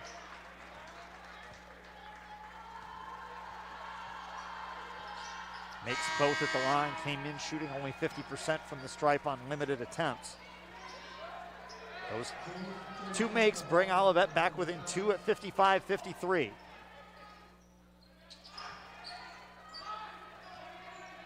More Pierce will bring it up the floor for Alma, double teamed and trapped and retreats, then throws over the top to Poling. Poling with a nice little handoff to Bargesser. Thought about taking a 3 over the top of Ali. Keeps his dribble alive instead. Drives all the way to the left side. Tried to go to the right hand, and just his momentum flew the other direction. But Poling the rebound. And then are we going to get a foul? No, jump ball call. Yep, tie up. As Ali had his hand in there, sort of between the hands of Poling. Yeah, that was an awkward attempt by Bargesser. Poling hands to More Pierce. He gets into the lane, jump stops, fall away. Got it. Oh, boy, that's a big-time play right there. More Pierce with 6 of his 10 in the second half, 57-53. It was the first game in the last 8 that More Pierce didn't start, but he's had a great one. Handed off from Ali to Pavelka, now off to Robinette. Tries a 3, clanks away to the left, and More Pierce skies for the rebound. His bodies fly everywhere. More Pierce on a 4-on-4 situation. 3 from toe near the line, rebound. Oh, Poling good! He's everywhere! Poling with 8. That was a 7 or 8 foot left-handed hook shot. 6'9", 3rd season here after transferring from Pacific Lutheran. Olivet now on the right side baseline, trailing by 6. Their biggest deficit of the second half, and Pavelka leans into King and gets the foul. It's a good play one-on-one, Pavelka. Looks like Thigpen's at the scorer's table. Let's see if Coach Clark goes back to Bordeaux quickly. Pavelka will shoot a pair. 60% foul shooter. Held scoreless in the previous game against Trine, just with 2 rebounds with limited minutes after getting the start. Sets up, Hits the front of the rim, gets the favorable bounce, and scores. First point of the second half for Pavelka. He's got 5 on the game. Voss Here returns. comes Bordeaux. Yep. Just like a Rube Goldberg machine. Once one comes in, that's the next response every time. Both free throws good from Pavelka, 59-55. Still 5:38 to go in this one. And Bordeaux right back out there. Bordeaux's stat line is not reflective of his game. 1 of 3 from the floor, 2 rebounds, and 2 points. Thigpen has not been able to go off while Bordeaux's been in there, so. Or Pierce, double team, needs a little help, swings it cross court to Bargesser. He's got to get it across the timeline. Didn't make it. Yep. That was a quick whistle, too. There's still 20 exactly on the shot clock. That should have to go down to 19 before that whistle comes. Usually. That's usually what you see, especially when you're right at the line. 10-second violation any way you look at it, though, and good defense from Olivet. By the book, it's a 10-second violation, absolutely, every time. Inside, looking to Thigpen, drop step, goes to the other hand. That's a tough shot. That's the amount of That's work a good one that Thigpen's got to do against Bordeaux in his 3rd career game where he goes over 20. Actually, he's already at 20. That's now 22 for Thigpen, but against Alma, including his career high 33 2 years ago. 5 minutes to play. Alma leads by 2, 59-57. Bordeaux out of the left corner, through the lane, gets a little bump from Thigpen, drops it out to Bargesser, elevates along the left side, comes off the front rim with a high shot that's rebounded by Voss. Wiswary returns for Olivet, drops it backwards to Johnson. And Johnson now finds Thigpen over on the left wing, on the floor against Bordeaux, trying to back him down. Bordeaux doing it all one-on-one, no defensive help, and Thigpen wrestles it off the backboard and in. We're all tied up at 59. Dribbling up the floor, Whiteside loses it, scramble for it on the floor. Moore Pierce tried to grab it, but a timeout called by the Olivet bench. Sam Hargraves came sprinting off the bench to do that. That preserves the Olivet possession in a tie game. We'll be back 59 apiece. Gotta wait and see if this is a full or a 30. Okay, it's a 30. It is gonna be a 30. Let's hear from Dr. Garrett Whitmore. Very good.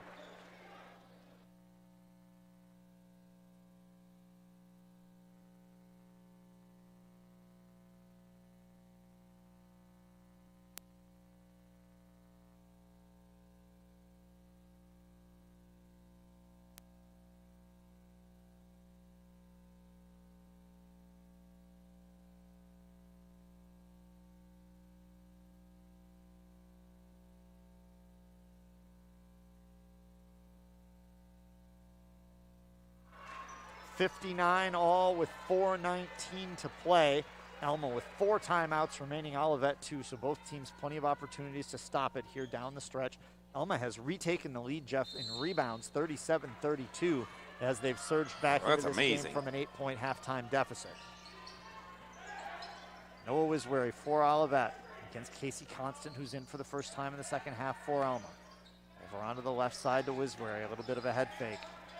Up top, Thigpen against Bordeaux, drives left side. Alma helps defensively, and Thigpen scores over the top of Bordeaux and Bargesser. He's got 26. There's nothing Alma can do now. Thigpen taking over here, has Olivet back on top in the midst of an 8-0 run. Now Johnson punches the ball loose from Whiteside, scramble for it. Voss gets there. Olivet comes away with the basketball and the lead. 3 from Thigpen. This one way off long. Maybe a little bit of a rush that time. Poling tries to run it down. Wiswary knocks it away off the back of Constant. Thigpen falls on it. Will Olivet burn another timeout? No, they used the Sam Hargraves jump ball. was trying. Nobody heard him. He's going to be glad they didn't, because Olivet got the jump ball. They'll use their possession arrow. Yeah, they've to only keep got possession. 2 timeouts left. Yeah, I'm not sure that Coach Hargraves really would have wanted to use one in that situation. He does burn his possession arrow, but keeps the ball and the 2-point lead. Derek Johnson out of Pontiac, lobs it to Thigpen, right back to Johnson. Deep 3 over a flying Whiteside and an air ball out of bounds, Alma basketball. That was not a good look from Johnson. Alma has very much neutralized Johnson today. Thigpen has gone crazy here in the last couple of minutes. 14 second half points from Thigpen, 26 on the game. 61-59 Olivet, Alma basketball. Constant to Bargesser under a little bit of pressure. They'll back it up. They just had a 10-second violation. This time they get it across at about 8. Constant speeds down. Nobody seals off the lane until Voss comes at the last minute and pokes it out of bounds. Wiswary flies onto the Alma bench, gets a little bit of a hug from Poling. Yeah, Voss got that one pretty good. That was solid contact. Get the ball speed on the track man on that one. 15 on the shot clock, 3 minutes to go in the game. Olivet by 2. It looks like another fabulous finish between Alma and Olivet. A little shoulder fake, driving to the right side. Bargesser falls away from the hash mark, hits another tough one. We have seen so many tough shots go in this game. All tied up at 61. Olivet with it. Thigpen, who's been a monster here in the last 2 or 3 minutes, goes cross court over to Johnson. Drives in, steps back. Now Wiswary to Robinette. Crosses against Bargesser, cross court. Johnson for 3. This one rattles out. Robinette offensive rebound, trying to lean around the basket and roll it off the fingertips and in. 7 for Robinette. Olivet leads again. Break for Alma. 10 feet outside the three-point line. Couple of dribbles off to Whiteside. Now to Bargesser, pointing down under the basket. Alma's going to slow this down a little bit with 2 minutes to play, trailing by 2. Constant between the legs, crosses to his right, back to his left, speeds down the lane, finds an opening, throws it up and makes it. Everybody guessed the wrong way, and Casey Constant ties the game at 63. Well, when a 5'8" guy gets in the paint like that, you tend to just leave him, and it's going to be a timeout called by Coach Hargraves here. Olivet takes the timeout. It's a full timeout, so do you want to take a break? Or yeah, we'll take one more break and hear from Wes Wicks now. Very good. We're all tied at 63. Back after this.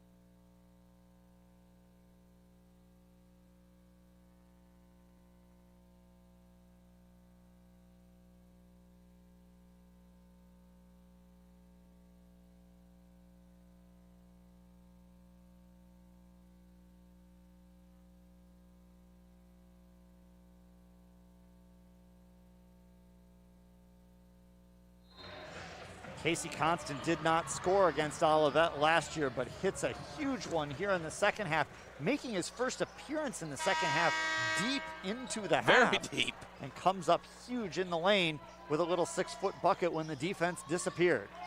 I think it's a situation Moore Pierce a little out of gas, or maybe nursing an injury to his left arm and shoulder area right now, forcing Constant into action.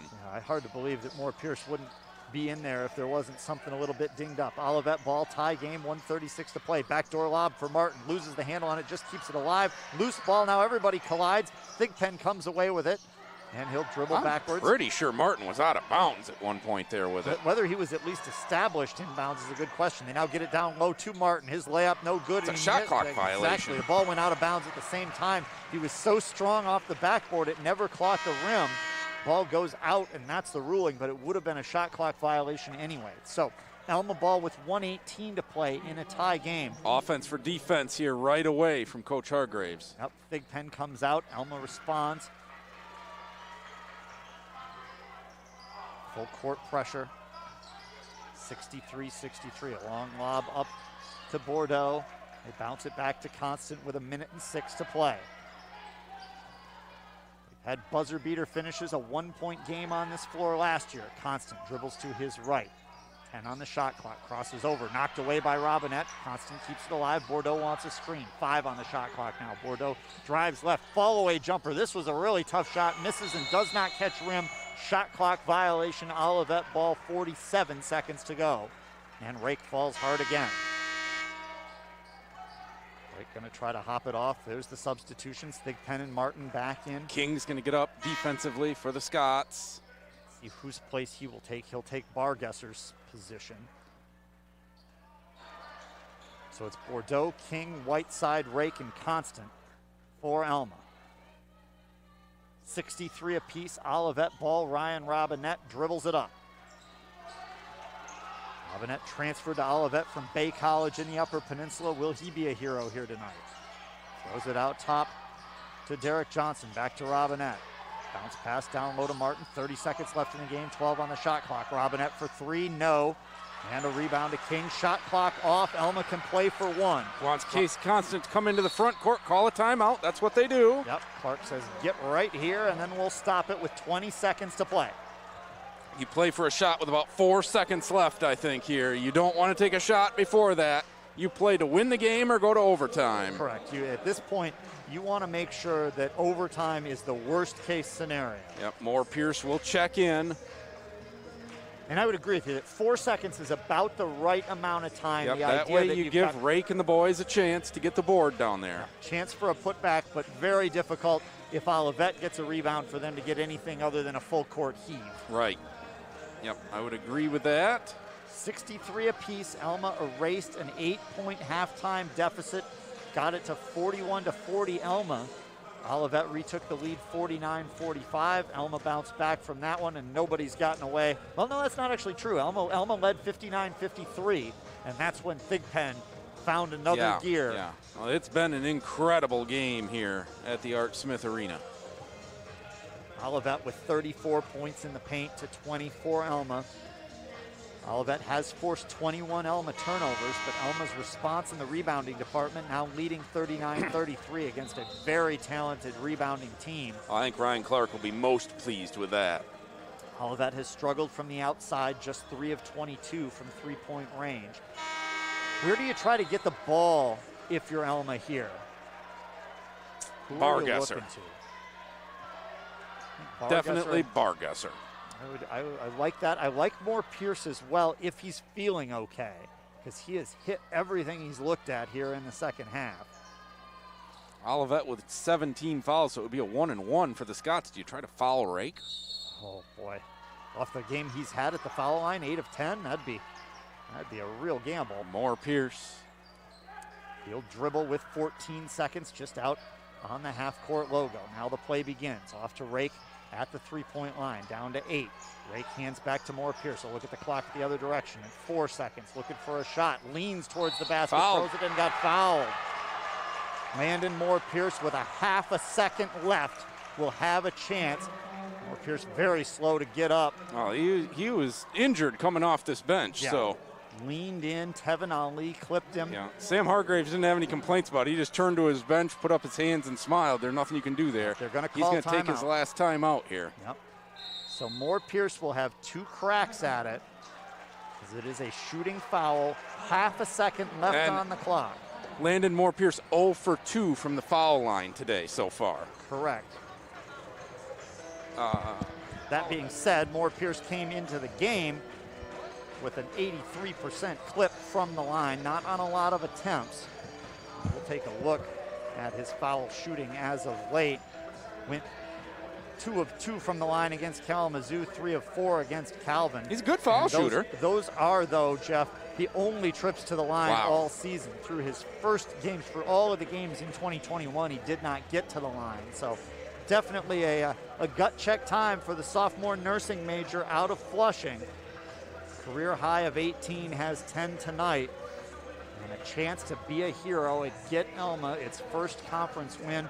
Any way you look at it, it is another Alma Olivet game that people are going to remember. Yeah, if he makes the first one, you need to pull the rebounders out so you don't risk a foul on the rebound, on a potential rebound on the second shot. Correct. Alma is in the double bonus. Frankly, I think if he misses the first, I think you put the rebounders back down to try to win the game on a tip-in. Okay.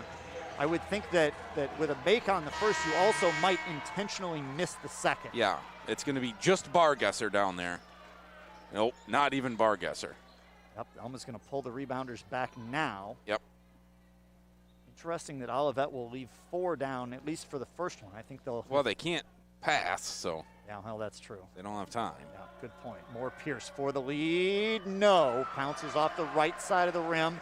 And now gut check time. Now it becomes a very stressful foul Landon shot. Moore Pearson, 4 people who are currently not his friends. Yeah.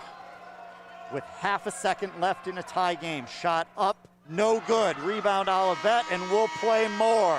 2 missed foul shots, and on we go. Let's take a quick break. 63 all. Put 5 minutes on the clock. More basketball to come.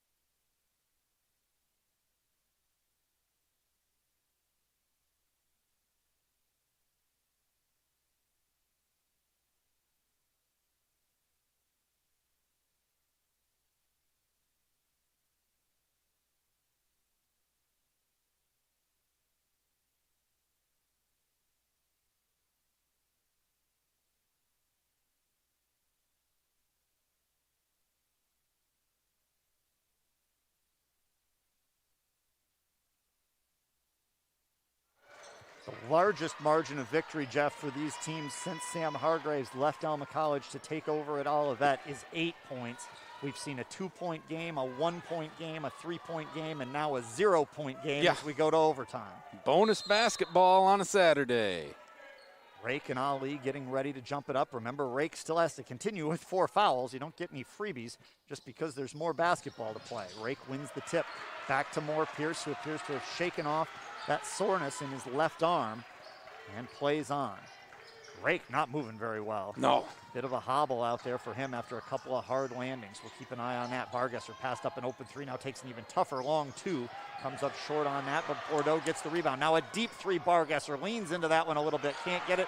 Rake wincing gets the rebound, tries to outlet, and it's stolen by Thigpen. 2-on-2 for Olivet with a trailer. Thigpen all the way, forced the shot up a little bit, and the rebound comes off to Moore Pierce. Everybody's out of gas out there, dinged up, nicked up, you name it. Brandon Whiteside for Alma in a tie game in overtime. Off to Moore Pierce, no look pass goes through the net but gets through, and then Bargesser has the shot blocked by Voss. Awkward exchange there with the net getting in the way. Still 63 apiece. Noah Wiswary to Eddie Thigpen. Wiswary pump fake on a 3, drives baseline, and a foul on the floor on Whiteside first. Yeah, he got beaten to the basket. Will be 2 shots, though, because Alma's in the double bonus. I wish somebody had a count on how many times bodies hit the floor this afternoon. Whoever's in charge of supplies needs to buy some more mops. It would be a high number. Noah Wiswary to the stripe. Only a 4-point game, but somebody that Olivet is more than happy to get to the line. He made 13 free throws against Adrian. That's pretty good. Beginning of conference play, a 17-point game for a career high, but 13 of those came from the stripe. He makes the first.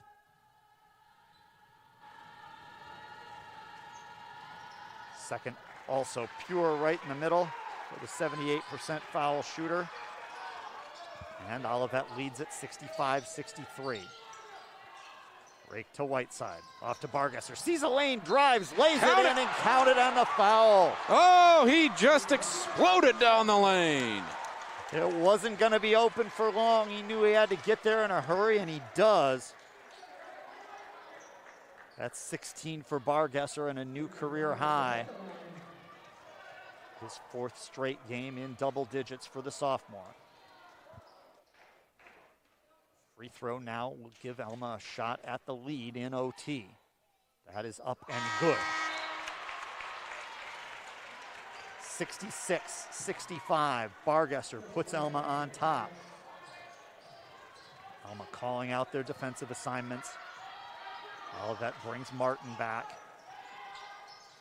Ali over in front of the Olivet bench. Bounce pass to Martin. Backs it down, trapped behind the bucket, creates a little bit of space, but no angle to use the board, and a foul on the rebound that goes against Voss. And that'll be shots for Alma. That'll be 2 shots. 2 shots. I do believe it's going to be Bargesser going to toe the line, too. He's certainly walking with a purpose. Yeah. 66-65 Alma. The Scots had a chance to win it at the end of regulation. Came up short at the foul line, which will bring back some memories of what happened at the end of the Kalamazoo game where they had some chances down by 1. But this time they have the chance in OT. And Bargesser puts them up by 2. Martin checks out, Thigpen back in. Alma has finally slowed Eddie Thigpen down a little bit after his burst to get to 26 points is what rallied from the 6-point deficit. Bargesser to make it 3. Oh, boy. Took its time, but found its way down. A 19-point game for Bargesser, 68-65. Ryan Clark looking to beat his mentor for the 3rd time in the 5th matchup between these two. Up top, elevating Johnson from the elbow, front of the rim, bounces away. Thigpen knocks the rebound away from Bordeaux, but it comes to Rake, who covers up and gets fouled. That should be 4 if it's Thigpen, and I believe it is. Rake just battling.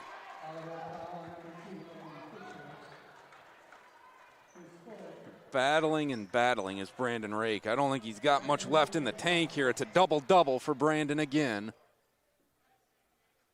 12 points, 11 boards. 8 of those 12 from the line as he goes for a pair. This one's long. Rake has not been at the line for a while. The rotation is still good on the shots, though. Substitutions, Ali in, Martin in. Thigpen takes a seat along with Voss defensively with the 2 fouls, although actually it should be offensively momentarily for Olivet. So that's more foul prevention with 3:19 to play. Rake off the glass and good. Didn't mean to. Tell by the look on his face. He's smiling now, though. He knows it counts. 69-65. Johnson for Olivet. 3:09 to play. Alma with the 4-point lead. Now Robinette through a big screen that frees him up from Whiteside. Elevates, but it's a tough angle shot. Martin gets the rebound. Hook pass back into play, and a timeout called by Coach Hargraves right as Robinette hits a 3, of course. So they'll pause. 2:59 to play. Alma out to a 4-point edge in overtime.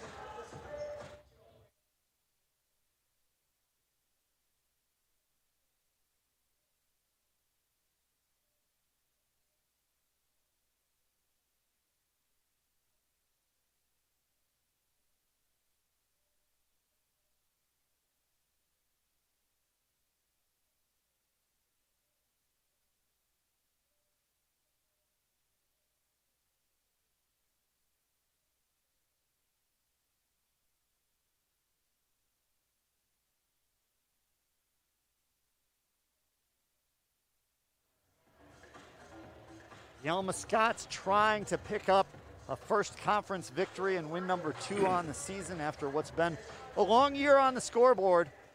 Had a chance at the end of regulation, play on in overtime, but now have seized a 4-point lead with about 3 minutes to go in this one. Olivet 4-10 on the year, 1-2 in MIAA play, with a couple of tight losses against good teams that they hung with for a substantial period of time, including the number 2 team in the country in Wisconsin-Platteville. Alma, of course, has played 2 ranked opponents as well, plus Trinity just out of the top 25, so both these teams well tested.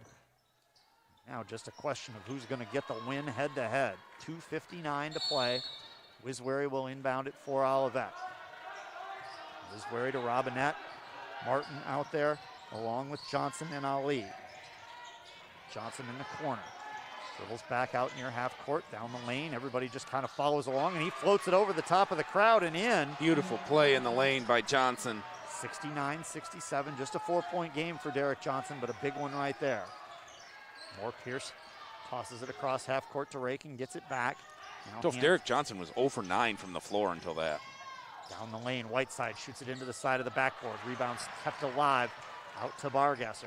They'll scoop it to Moore Pierce, and everybody kind of with the slow down signal. Scott's going to run some clock, though they only lead by 2 with 2:15 to play in OT. Moore Pierce to the right against Wiswary. Drops back, was wide open, but even more open is Bargesser for 3. No. Rebound, Rake, put back, count that, and 1. Oh, what a play by Brandon Rake on the glass. Just goes up strong through the defense and scores. Rake is going to be sore tonight. Oh, yes. He is playing through a lot of discomfort. But he's got 15 points and a 4-point lead. And the foul is on Ali, which is his 5th. That's a key development as well. Ali has been crucial in defending against Rake. Yep. Olivet will return to Thigpen, who also has 4. And they'll bring Voss back in. Rake 9 of 13 from the line, 15 points total on the game. That's to go with 12 rebounds and a couple of assists. Free throw clips the front of the rim, won't fall. Alma's lead stays at 4, 71-67. Johnson, who just scored, tried the exact same shot and it's the exact same result. Gonna have to cut that off in the paint. Right-handed knuckleball floater. 71-69, 1:45 to play. Whiteside for Alma against Wiswary. A couple of low dribbles, now works down the left side into the middle. Out to Bargesser, splits 2 defenders, fall away on line, spins out the back end from about 10 feet. Olivet with a chance to tie or take the lead. 1:27 left in this one, 71-69. Johnson wants a clear out. Moore Pierce will defend. Moves to his left. Trying to get down the lane, has to pull up from 15, and he hits it again and ties the game. Derek Johnson, the do-everything man in overtime for Olivet. It's incredible. A guy who was 0 for 9 from the floor in regulation, 3 for 3 in this overtime period. 71 apiece as we hit the 1-minute mark. Bargesser to Rake. Right side, Whiteside. Brandon dishes it to Rake, gets it right back, pumps a 3, now into the foul circle. Steps back with 6 on the shot clock. Bordeaux drives, tries to kick it out, pass tipped, stolen away by Robinette. Outlet to Thigpen, Whiteside comes back, tries to give the foul and does. Sam Hargraves wanted an intentional. He's not going to get that. No chance. That was absolute perfect execution from Whiteside. He almost blocked the shot. A chance to take the lead here again now for Olivet. They've come from 4 down. It is, however, Whiteside's 4th foul. Thigpen for point 27 of the night and has it. That puts Olivet on top, 72-71, 42 seconds left in this one.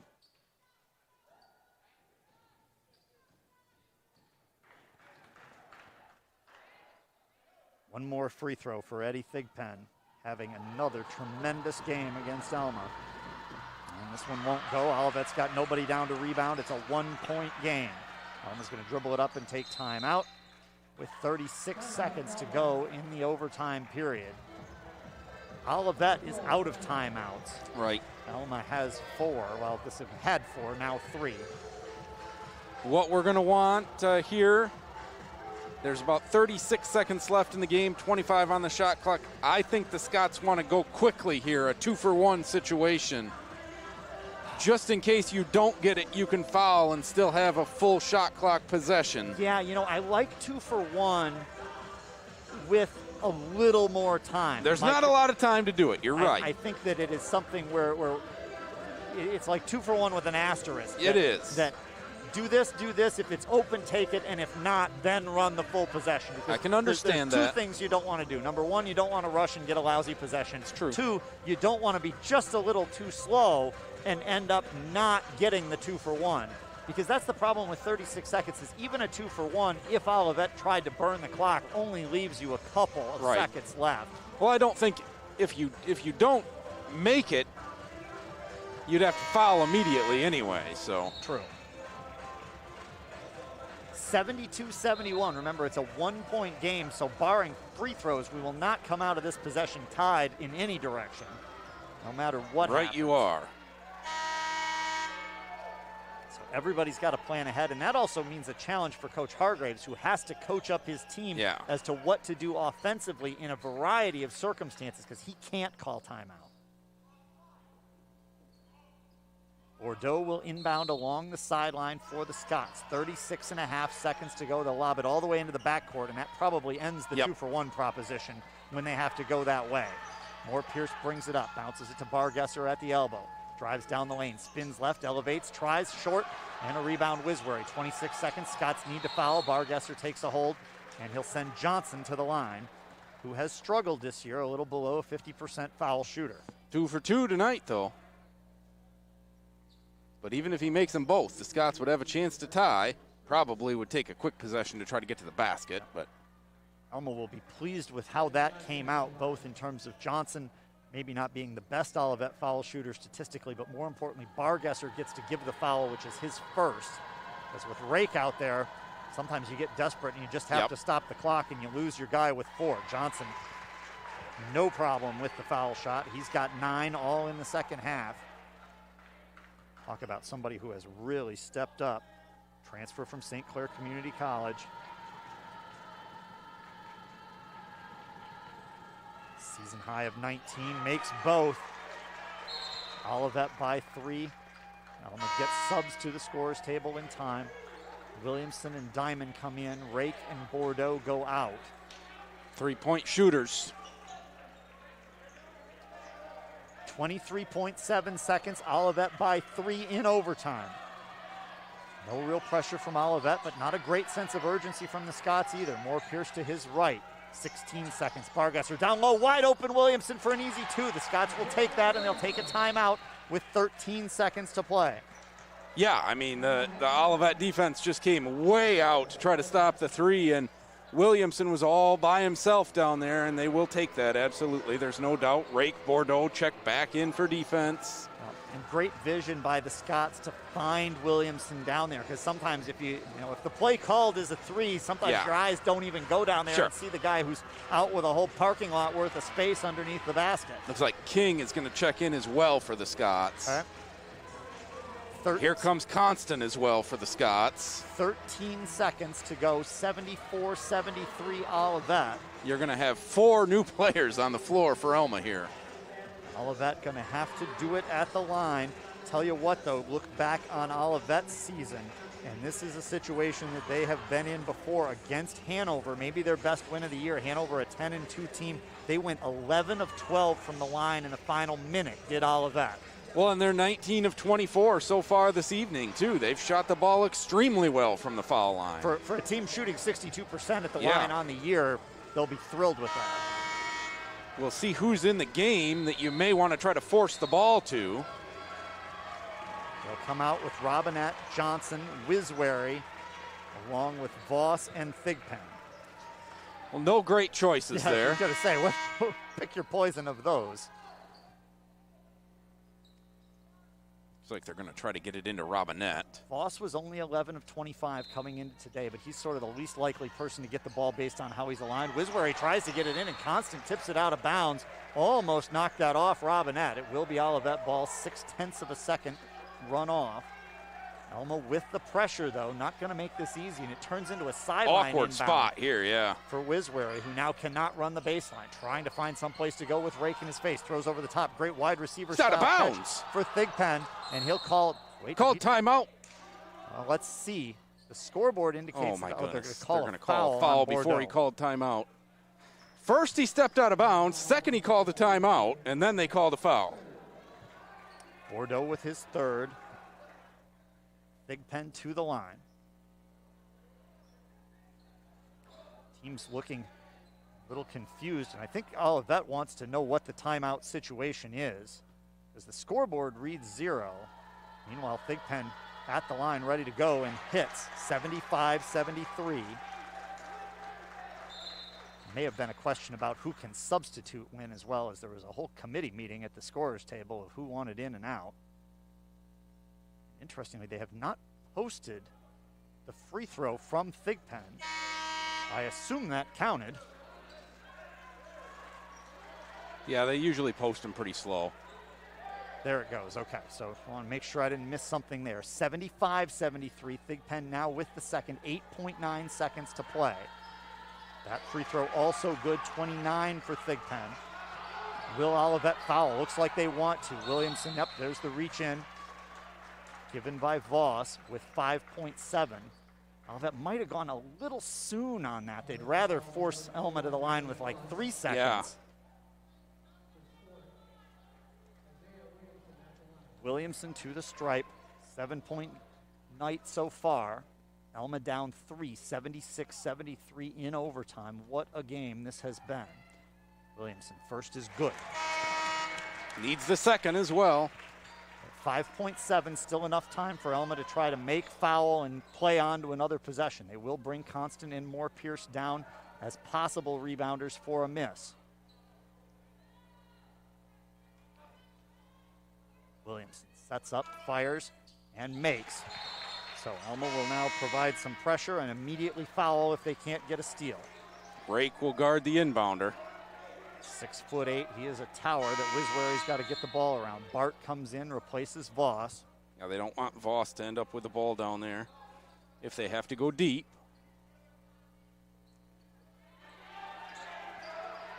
Wiswary gets it into the corner to Johnson, immediately fouled by Moore. Well, that's who Pierce. you want to foul. Based on season results, based on tonight, he's 4 for 4. Correct. But 5 seconds exactly to go.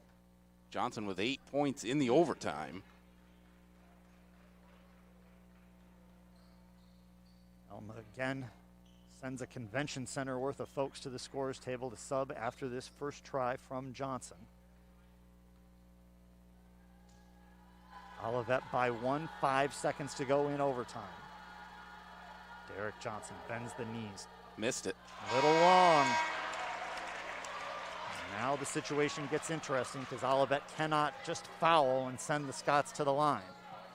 Alma does have a timeout if they want to use it, but probably not enough time to get it into the front court and then call timeout. He just said when he wants the timeout. Okay. Second try from Johnson. The lead is 1 and now 2. There is the timeout for Ryan Clark. That was smart from Coach Clark before the official went up a little further to where he might not be able to hear him. Correct. To let the official know that he was going to call a timeout. Yep, if this goes in, it's going to be a timeout. So that way, or even if it was a miss, I think he was going to call a timeout on the rebound. And I think that's what he was trying to let the official know, because all of a sudden it gets loud when that happens. He wanted the official to be aware of what was going to be happening or what he was going to be trying to do so that the situation didn't, go downhill very quickly with only 5 seconds to go. Even a half a second messes right. you up. On a live ball where you got to, wait for the whistle to blow, wait for the person at the scorer's table to push the button. Yep. Very important. Instead, Alma will have the full 5 seconds, down by 2. But the length of the floor. Correct. And they'll face a press, I'm sure. One would expect that Olivet will try to delay the progress up the floor. And Scoreboard indicates the Scots would have 1 timeout left if they have trouble getting it in. I don't know if you try to fire it over the top or if Depends on how the defense sets up.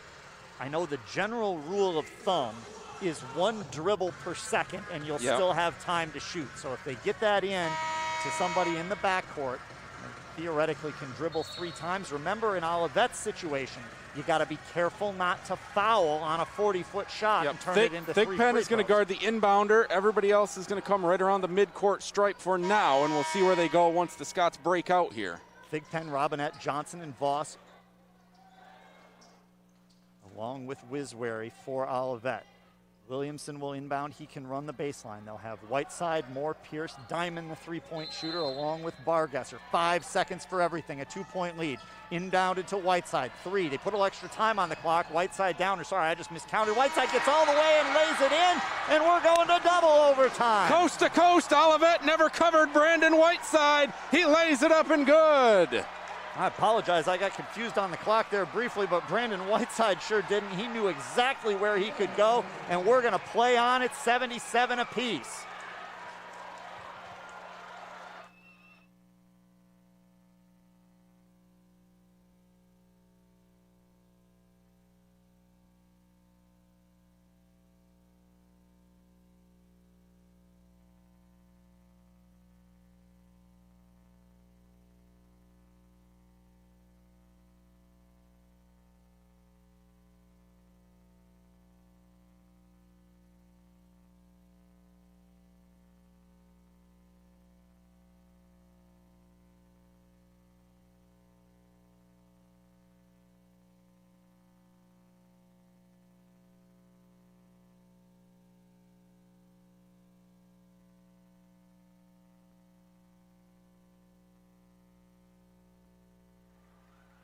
45 minutes, not enough to settle this one between Alma and Olivet. We'll play on into double OT.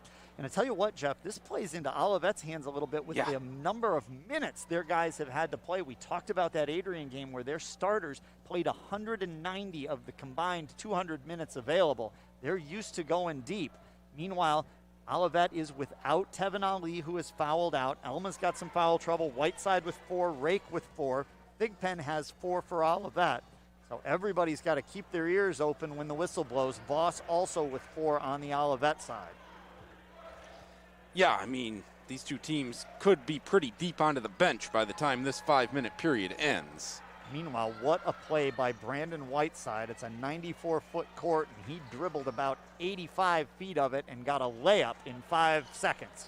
Yeah, he was moving too. That would be an easy shot to go too strong off the glass on the layup. Oh, because you're running because you're so moving hard. so fast. So that is nice touch from Whiteside. Rake will jump this one against Thigpen after Ali handled the early jumps. 3 for 3 for Rake tonight. Eddie didn't look very interested in that one. Can understand that. I can't believe Rake can still jump, to be honest. Right. Well, he's running on adrenaline as Moore Pierce dribbles into the lane. Pump fake, bounce pass, Rake, window shot, good. Good start to the overtime period, the second overtime period for the Scots. 17 for Rake and a 2-point Alma lead. They jumped out to a 4-point lead in the first overtime that Olivet neutralized. Johnson for 3. Oh, my word. He's on fire. Feeling it, and Olivet leads by 1. This is not the same guy that started 0 for 9 from the floor. Certainly not. That's his first connection from outside. He had been 0 for 6 until then. Bargesser to Bordeaux. Alma down by 1, 4:14 to play in double overtime. Spinning down the lane, Whiteside elevates off the window, no good. Thigpen the rebound.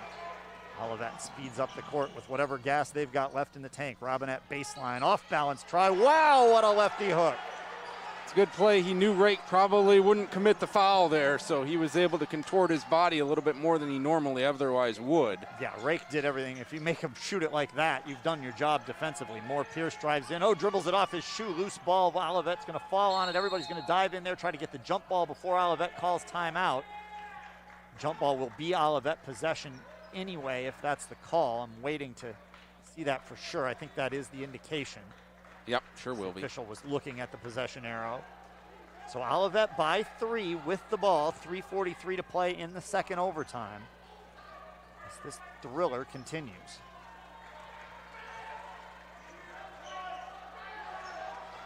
Derek Johnson into the front court. 14 points since the halftime break from the elbow. A rare miss. Alma had a hand in his face that time. Scots need a bucket here. After the early 2 from Rake, it's been 5 straight from Olivet. Out top Bordeaux, left side Whiteside, and inside Rake spins, fires, misses, tipped up by Moore Pearson. No good, rebounded by Voss. Olivet again will have a chance to stretch this out. Where he speeds past Rake, who's hobbling a little bit, could not spin on that bad. Scots don't have anything left. 8 for Wiswary and a 5-point Olivet lead. There's no gas left in the tank here. Moore Pierce to his right, slings it back out. Bargesser thought about a 3, a little slow on the trigger, so he moves to his left, tries that instead. That one bounces away. Wiswary the rebound, tried to outlet long, might have gotten fouled. The ball got tipped over into the corner to Johnson. We'll see if Olivet tries to slow things down at all. Up 5 with 2.5 to play, as they're surely tired as well. Wiswary to Johnson. Little jab step off the right wing, dribbles to the top of the key, pulls it back, goes right. Wiswary takes the lefty 3. That's good. Oh my, Olivet by 8. Olivet trying to spoil this day for the Alma Scots in double overtime, 87-79. Bordeaux looks to answer with an Alma 3. That one bounces away. Moore Pierce gets the rebound. His putback is good. Big bucket. Back down Scots to 6. will press. Still 2 minutes to go in this one as Constant gets ready to check in. Wiswary, a very good ball handler, comes through the pressure. Now to Thigpen, driving, looking for the 30-point mark, and there's 30 and 31. 89-81. Moore Pierce going to try to answer. Everybody's struggling to get back defensively, and Moore Pierce will shoot 2. was a good 30 minutes ago that yeah. Moore Pierce was at the line. And Jeff, that's Thigpen's 5th. Well, that's a big development. Olivet will be happy they've got an 8-point lead. Yep, Eddie Thigpen fouls out right after hitting the 31-point mark after another incredible game against Alma. Landon Moore Pierce with 1:35 to play with a chance to cut the lead down to 6. Casey Constant checks in for Bargesser. Pavelka in on the Olivet side of things. Moore Pierce needs both of these. Working on a 12-point effort. First one up and good. And he turns and says, this game would be over if I had done that with 0.5 to go. That's just like when you pull the putt back and hit it the second sure time, is. it always goes in. And You knew he'd hit both those, didn't you? Nonchalantly throws both of them down, 89-83. Still 1.5 minutes to play. Have to get a stop here, though, if you're Alma. Thigpen and Ali have fouled out for Olivet.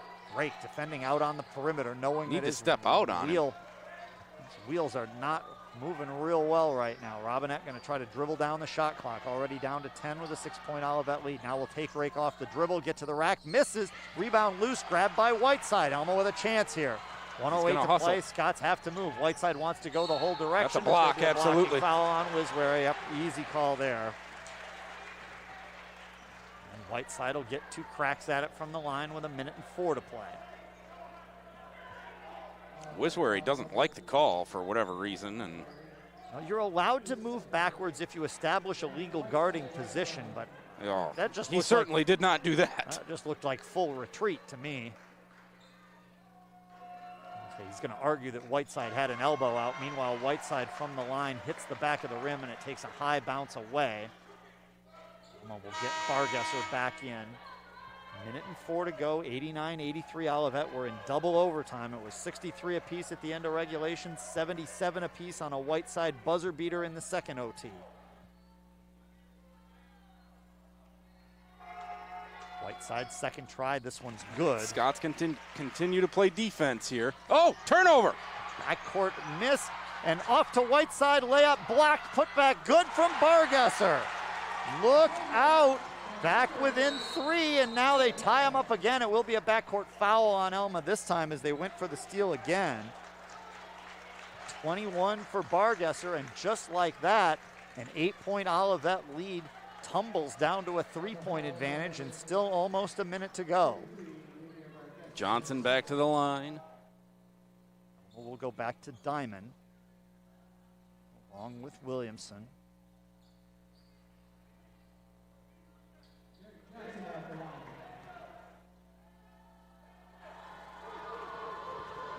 Scott's student section stomping their feet on the bleachers. And as Derek Johnson fires and connects again, boy, he has been solid from the line. Making me wonder if I typed his stats in wrong or something when we saw 45%, because he looks nothing like a 45% foul shooter. 6 of 7 at the stripe so far as he sets up for the second.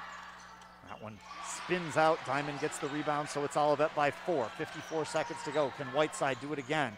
He's taken Olivet off the dribble multiple times. Kicks it over to Diamond, elevated, and he traveled with it. Wanted to shoot, didn't like what he was looking at, tried to get it out of his hands, but did not. Yeah, that doesn't work out right there.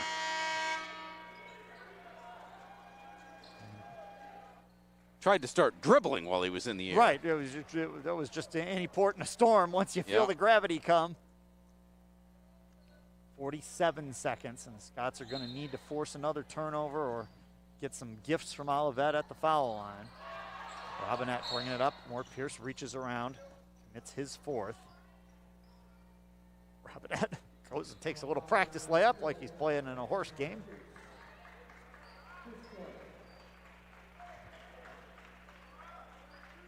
Robinette, 6'3", hybrid guard forward out of the UP. His max minutes on the year were 24, and he may very well have gotten there off the bench. Be close. His 10th point goes through from the line, 91-86, 44.5 seconds to play. Alma with 4 rebounders, ready to contest. Rake on the bench, struggling with his movement after a couple of hard falls. Robinette hits both, and Olivet continues its good late game foul shooting. More Pierce, Speed's gonna try to get all the way to the basket. It's gotta be a swallowed foul, up by doesn't Boston. it? That looked pretty clean to me. I thought he was hitting the body from behind. Could be. I think it was mainly the fact that as I watched Moore Pierce go up and I saw the two red jerseys well above him, I thought this is not going to end well for Landon Moore Pierce. Alma quickly inbounds. Moore Pierce trapped in the corner. 36 seconds to go. Olivet by 6. Spins, looking for a shot. Elevates. Shot just a little long. Whiteside flies through. Briefly tied up, and that is Alma basketball. Wrestled out by Pavelka.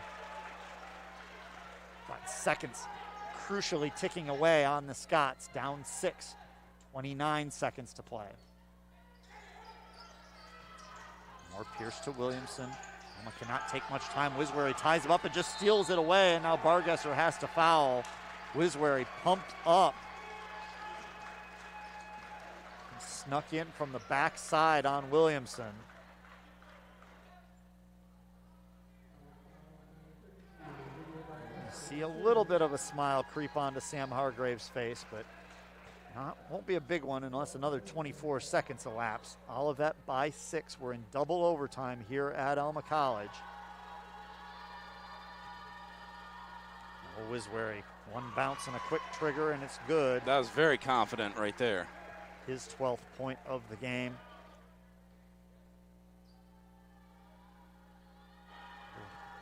Deep exhale for the lefty, and he makes both. We talked about his 13 free throw game earlier this year. Olivet up 8. Alma takes a quick timeout as soon as they get into the front court. But they're going to need basically a 3, a steal, and then a few more things to go right in the final 20 seconds. Yeah, they got the free throw and then the steal and the layup to get it down to 3, and nothing's gone right since then. Yeah, that was kind of the end of the road. Olivet made its free throw or split the next pair, but then got stops. What a game it has been, though. Free throws at the end of regulation that could have won it.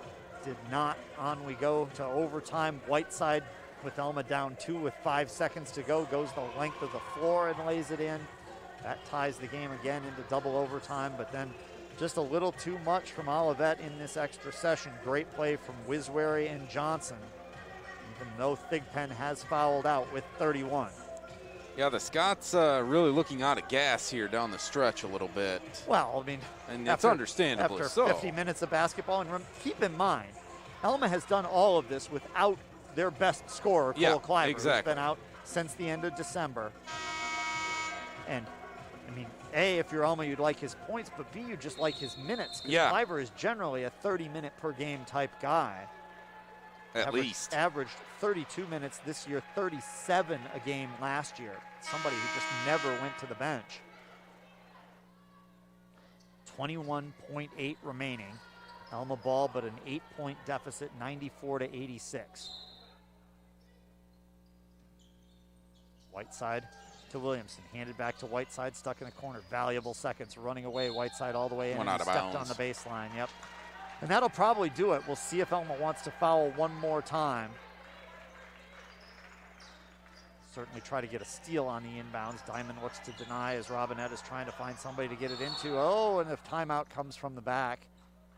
Olivet gets another timeout in the second overtime, which Sam Hargraves just used to bail out Ryan Robinette, who had no place to go with the basketball. Yeah, Scots were all over everybody right there. That was a good job. It was very close to a 5-second violation. Scots will sub at least 3 players again. Similar, though, to what happened at the end of the second overtime, Jeff. Sam Hargraves was right there in the ear of the trail official, anticipating that situation if a timeout was needed. Now, this time Robinette's on his own. No timeouts available. Olivet broke the huddle with still 55 seconds left on the halftime clock, or on the timeout clock. Robinette says, I've heard enough. I know what to do. Yeah. He has. Sam Hargraves is showing him his watch now. Olivet actually has 6 guys in this huddle. Thigpen's out there, A number of folks down on the bench not participating, but very loose on the Olivet side, which is understandable with an 8-point lead in the final moments of this game.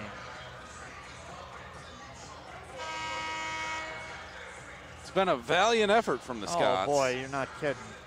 The fight from both of these teams, so many opportunities to fold up the card table and hit the road. Robinette looks to get it in. This time Wiswery breaks open. Moore Pierce will provide some pressure, but Alma's not going to foul. It doesn't look like, Bordeaux will. Okay. Didn't want to foul Wiswery. So Robinette heads to the line with 10.9. There comes the substitutions. Diamond, Bargesser, and Williamson return. Bargesser and Rake both with double-doubles in this one. Tell you what, the surge from Xavier Bargesser is one of the big storylines of the MIAA season for Alma. Yes. He is just a sophomore.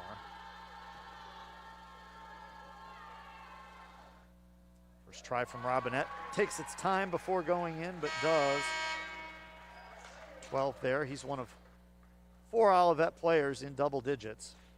Big Pen with 31, Johnson 15, Wiswery 13. Robinette perfect from the foul line. And still perfect. So it's a 10-point lead. This one's not going to look right if you just see the score tomorrow and miss the double overtime next to it. Moore Pierce goes the distance. It's got to be goaltending. Yep, that's going to be a goaltend. Louise. As Olivet flies through and interrupts the net, so they'll count the basket for Moore Pierce. Moore Pierce might have gotten a benefit out of that one because I don't think it was actually going in. No, it was not going to go in. Swat that much of the basket, you're going to get the goaltend called. Olivet breaks the pressure. That's all they need to do. 96-88 is the final. Olivet the winner, but it takes them 50 minutes of basketball to do it. Congratulations to the Comets. What a valiant effort by Ryan Clark Scots, even though they come up short. We'll take a quick pause, come back with the post-game show here on 104.9 WQBX. Final score from the Art Smith Arena. Olivet